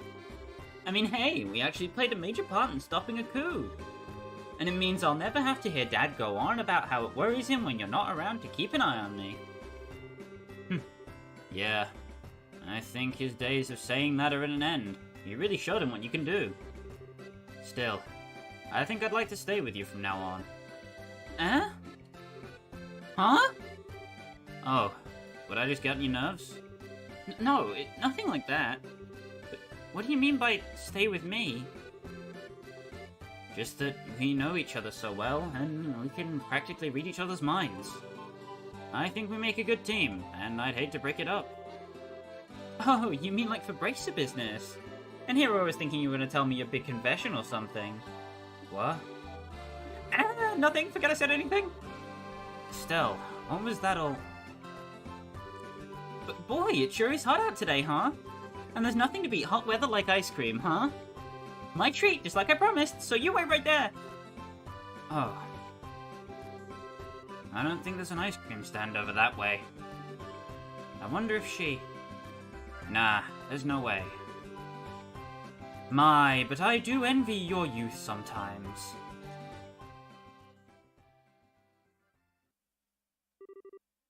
Professor Alba. It's been a long time since we last met, hasn't it? So much has happened lately, but things are finally settling down again. People truly thrive the most peaceful times. Oh, is something the matter? You look a bit pale. I would have thought you'd generally be in better spirits now that you've attained senior bracer status. Speaking of which, I truly must congratulate you on your success. So long as, of course, I'm not being too forward in doing so. Ever since we first met, you always made me really uncomfortable. I'm a little more used to you now, but I still get the shakes a little bit whenever you look at me. Oh? In all the cases we've dealt with, there have been people who just forget things. You're always there investigating, no matter where we've gone. Your timing's almost a little too good.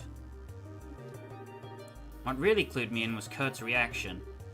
He lost his memories too. He said he wasn't feeling well when he was in the stands, and you were right there with him. Professor Alba, was it you? Impressive.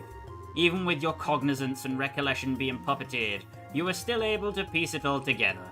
Indeed, it was I. Allow me to clear away your confusion.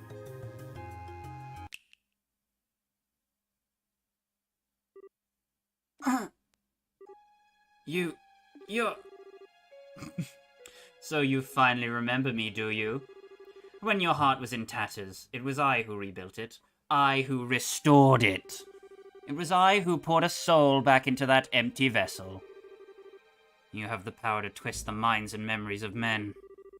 The 7 snake apostles. The Anguis. You're one of them. Weissman the Faceless. I've not heard that name pass your lips in ages. Enforcer number 13, the Black Fang Joshua Astray. You were behind all of this, which means the Lieutenant Lawrence has to be. It is as you surmise. I was kind enough not to erase your memories of him. I'm not surprised you were able to make the connection so quickly. I'm sure he'd be pleased to know you were thinking of him. So you're here to finish me off. No, nothing of the sort. The first phase of our plan went off without a hitch. Since I've a moment to spare, I simply thought I'd come see you. First phase? Seal in the old ruins. The gate which blocks the path to the ring. Wrenching it open was but the first step of many. And already, there exists no means of closing it again. I knew this wouldn't be the end of it. The hell is the Shining Ring? And what is your little society after? If you really wish to know, why don't you rejoin? I'm certain that you'd be able to return to active duty in no time. You needn't look so glum. We can get you back into fighting form. Please spare me your withering looks. I do understand that you have a family now whom you regard as important. You greatly admire your father, to say nothing of the girl you so adore. Even with him on our side, throwing those gifts away would be the actions of an idiot. And so I've come here to see you. I came to offer your true freedom from our association, as thanks for the integral role you so perfectly played. Which means that I must congratulate you, Joshua. You are already a free man. I am most grateful for the work that you've done over the past 5 years. What? Oh, don't be so boring. I was expecting a bit more cheer out of you at hearing such news. Perhaps there's a flaw in the design of your emotions. I've been helping you? What kind of bullshit are you expecting me to swallow? Oh, pardon me. I completely forgot to tell you. I never intended you to be an assassin, but rather a spy. What? The Society abandoned you. We played on the pities of a noble-hearted man, and it worked. You were given a loving home. And while you were there, our contacts would check in on you from time to time, and you'd tell them everything. We were particularly interested in your reports on the movements of the Bracer Guild, as well as your intel on one Cassius Bright. But of course, you wouldn't remember having done things such as that. You were not yourself at the time. Cassius Bright, S-ranked Bracer. He was the foremost impediment to the success of this plan. We felt certain he would be quick to act in order to stop any coup d'etat that should attempt to occur. But through a detailed analysis of his behavioral patterns, we finally devised a plan that would lead him out of the country, and out of our way. The intel you've unknowingly been feeding us has been most useful indeed. No. And so I must thank you again. The past 5 years have been of insurmountable help. No, you're lying. You have to be lying! All that time I spent with Estelle. Why are you so sad? Has your feigned ignorance not earned you a beloved family as well as a happy home? If you say nothing, they will never know. However, it is the sort of thing that might weigh heavily on a fellow. Since your fellow members of the Bright household are such good people, perhaps a little too good for a monster such as yourself.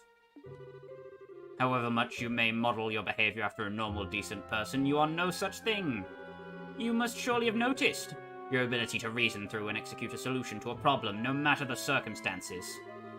Your physical strength and reflexes, better than an entire squadron of normal soldiers. You are my greatest creation, my human weapon. That is who and what you truly are, the Black Fang. You have no place in the lives of normal people. You'll never be happy in their presence again. You can't be. When it becomes too much for you, you're always welcome to return to the Grandmaster's Society of Souls. Back to Ouroboros.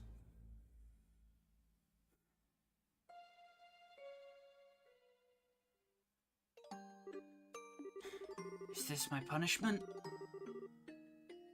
My sister in Loe. What do I do?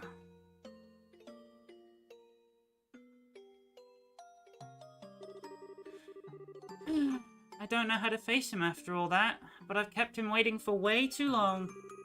It's getting late, too. I'm such an idiot. I need to learn to think before I open my mouth. I wonder if Joshua's figured me out. Gotta cool down. I feel like I'm stuck in permablush mode. Ah, Estelle. I thought I might find you around here somewhere. Hi, Professor Alba. Fancy seeing you out here. Indeed. I was actually just speaking with Joshua. Congratulations on your promotion to Senior Bracer status. Thanks. Is something wrong? I don't know. Something just seems different about you. What's got you looking so cheerful? Okay, you've got me. To tell the truth, I've made several advances in my archaeological research. You might say that it's put me in a good mood. Hey, that's awesome! Oh, sorry. The ice cream's gonna melt, so I'd better get going. I'll see you later!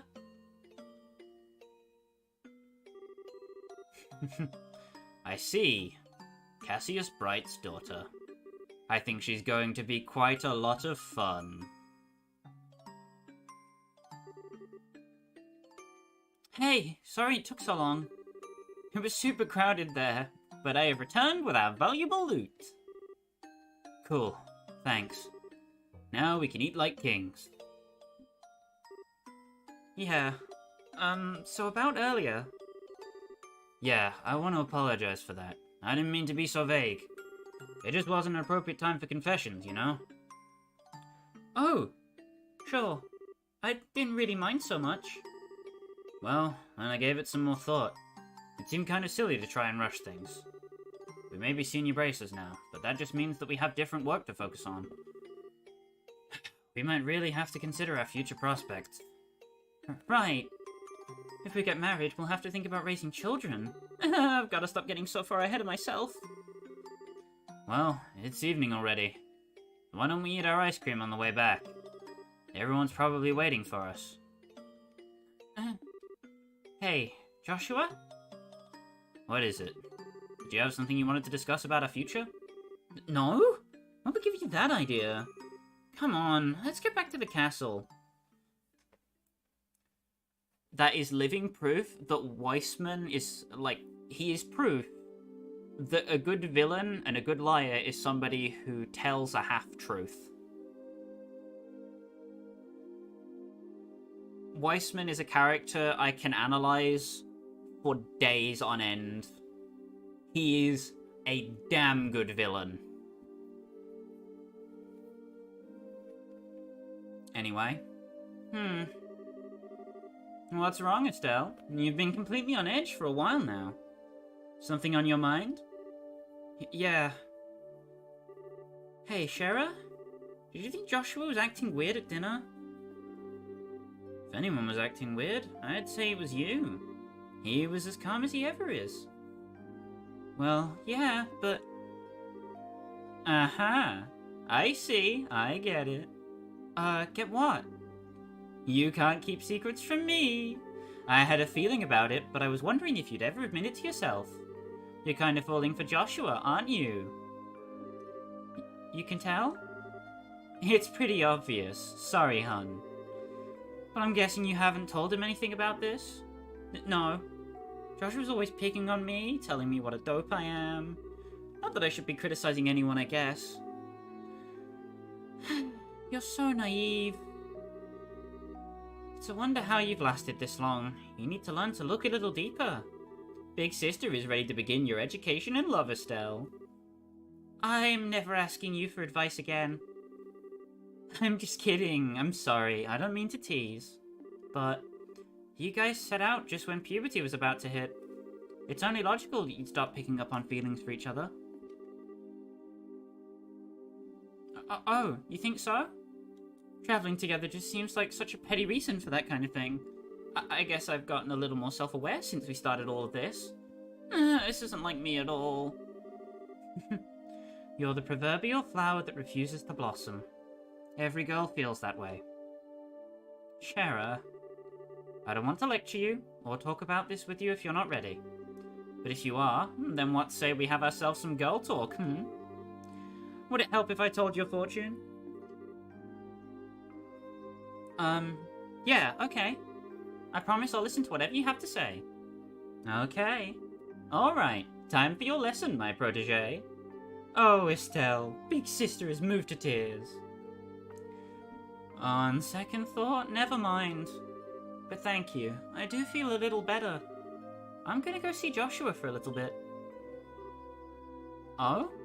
You gonna tell him? Not about that. There really does seem to be something weird going on with him. I want to see what that's about first. Aww. Well, you do seem to know him better than anyone else. I'm sure that everything will turn out just fine between you two. Maybe you can just have a nice, charmed discussion with him and open up about what's on your mind. I don't think I'm quite that ready yet. Okay, I'll see you later.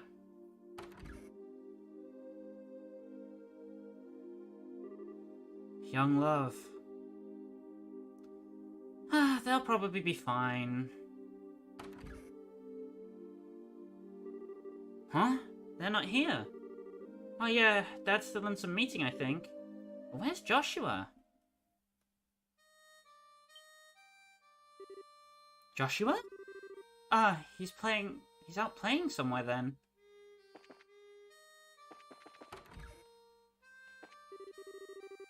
Hey, isn't that Joshua playing the harmonica? If we can hear it from here, he must be playing in the garden terrace. Now's your chance. Beg it up there to him now while the situation's just right. Yeah, I'd better. Better not. This is not the time for that, Shara. Aw, you're no fun.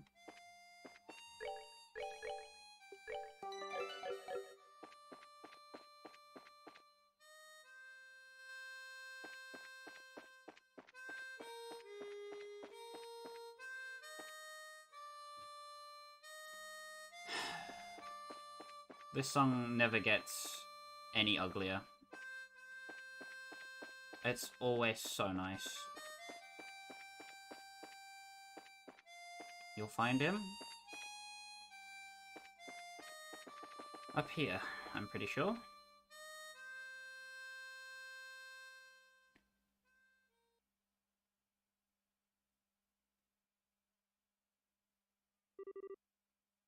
Hey, Estelle. Nice night, isn't it? Yeah. There's that song again. The Whereabouts of Light. I've lost a lot.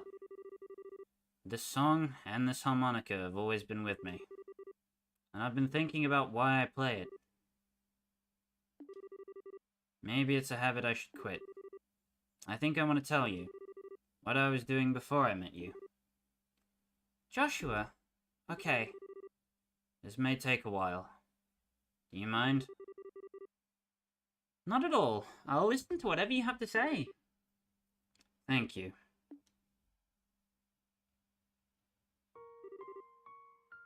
Once upon a time, there lived a little boy all by himself. He was the timid sort, relying on the kindness of others without a single redeeming trait. But he had people he cared about with him, so he was happy. One day, something happened that broke his heart. He forgot how to speak, how to feel, even to eat. All he could do was play his harmonica. No matter how hard his caretaker tried, nothing helped his heart to mend, and he grew weaker by the day.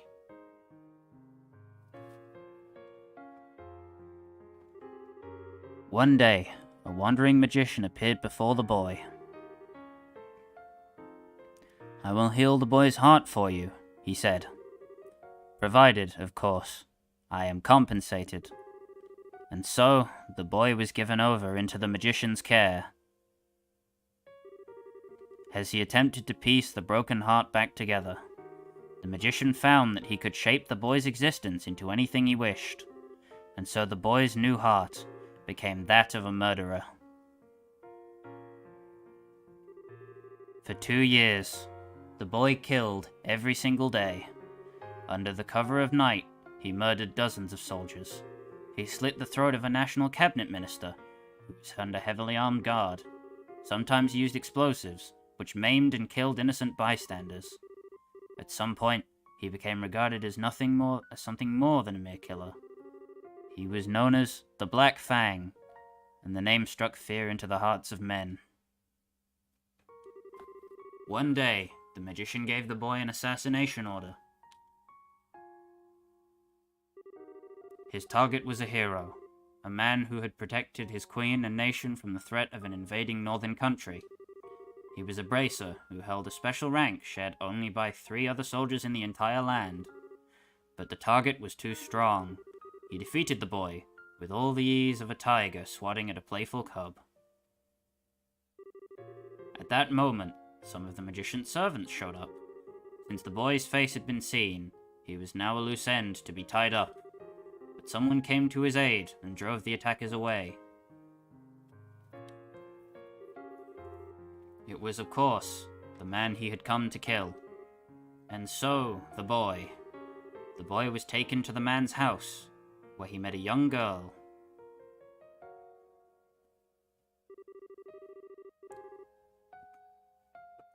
He lived there for 5 years, always feeling like he was lost in some wonderful dream. In the real world, he would never be allowed to have such dreams, but all dreams must end at some point. The time was drawing near when reality could be avoided no longer. And that's the end of my story. Thank you for being patient with me and listening.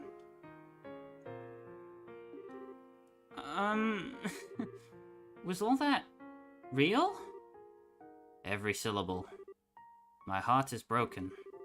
My hands will always be stained with blood. I failed in the assassination of your father. I've been betraying you for a long time.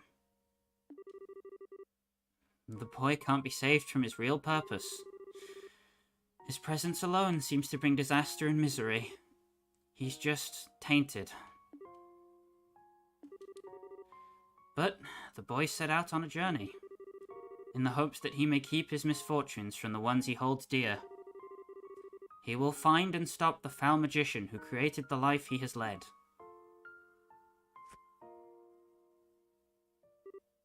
What? That's the last remnant of my human heart. I won't be needing it anymore. But I want you to take it. It's hardly an adequate way to thank you for the last 5 years. Yet, I can't think of anything better. What? I said stop it! Stop talking about it like it's a dream! You make it sound like nothing that's happened was even real to you. What difference does the past make? Your heart is broken? What does that even mean? Estelle. Look at me. Look into my eyes. They've always seen that boy. In good times and bad. No matter how much the boy was hurting, I always saw how hard he'd kept holding on. Joshua, I love you. Oh, you can't just leave me on my own. My feelings won't just go away when you do. I won't let you. Estelle. Huh? Joshua.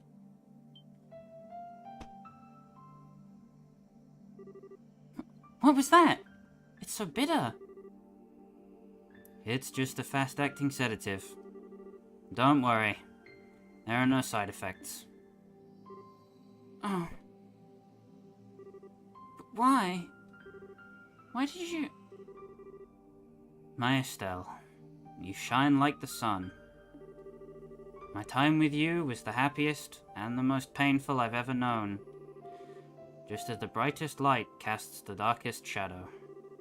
If you stayed with me, you'd find out just how disgusting my true nature is. Sometimes, I think it would have been better if we never met. No. But this time is different. I'm grateful that you came to see me. I hate that I have to run from a girl who's so important to me, but it's all I can do. But I want you to know that I'll always be thinking of you. Joshua. Joshua. Thank you for everything. You had me from the first moment I met you. I've always loved you. Goodbye, Estelle.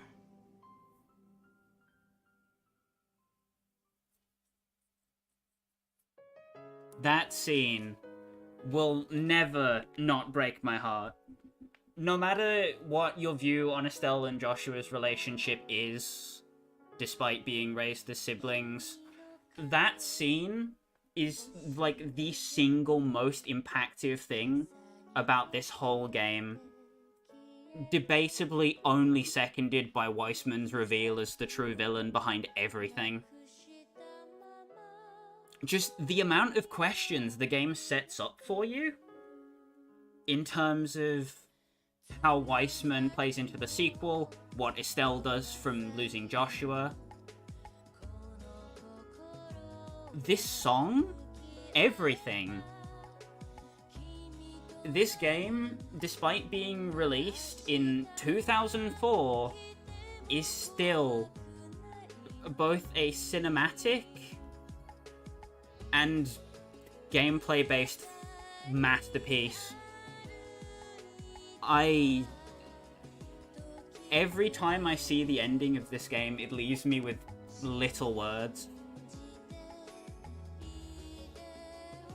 And for everyone who's come with me, watched these streams at all, even if you're just watching this final stream to see the ending of the game, thank you so damn much. This game has been an absolute trip. Specifically, I want to thank Laddermaker,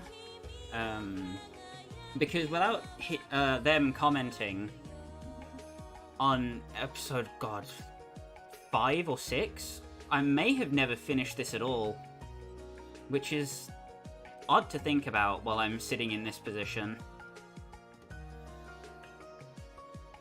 It's thanks to all of the people supporting me with this, whether you're just watching, commenting, or some other form of engagement. Anything that you guys, girls, are doing helps me so much. And I certainly hope I'll be able to see you in the next thing that I do, whatever that might be.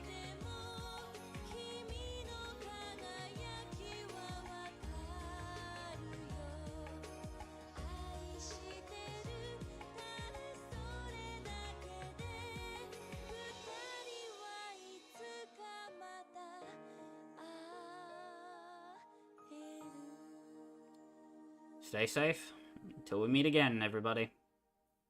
See you around.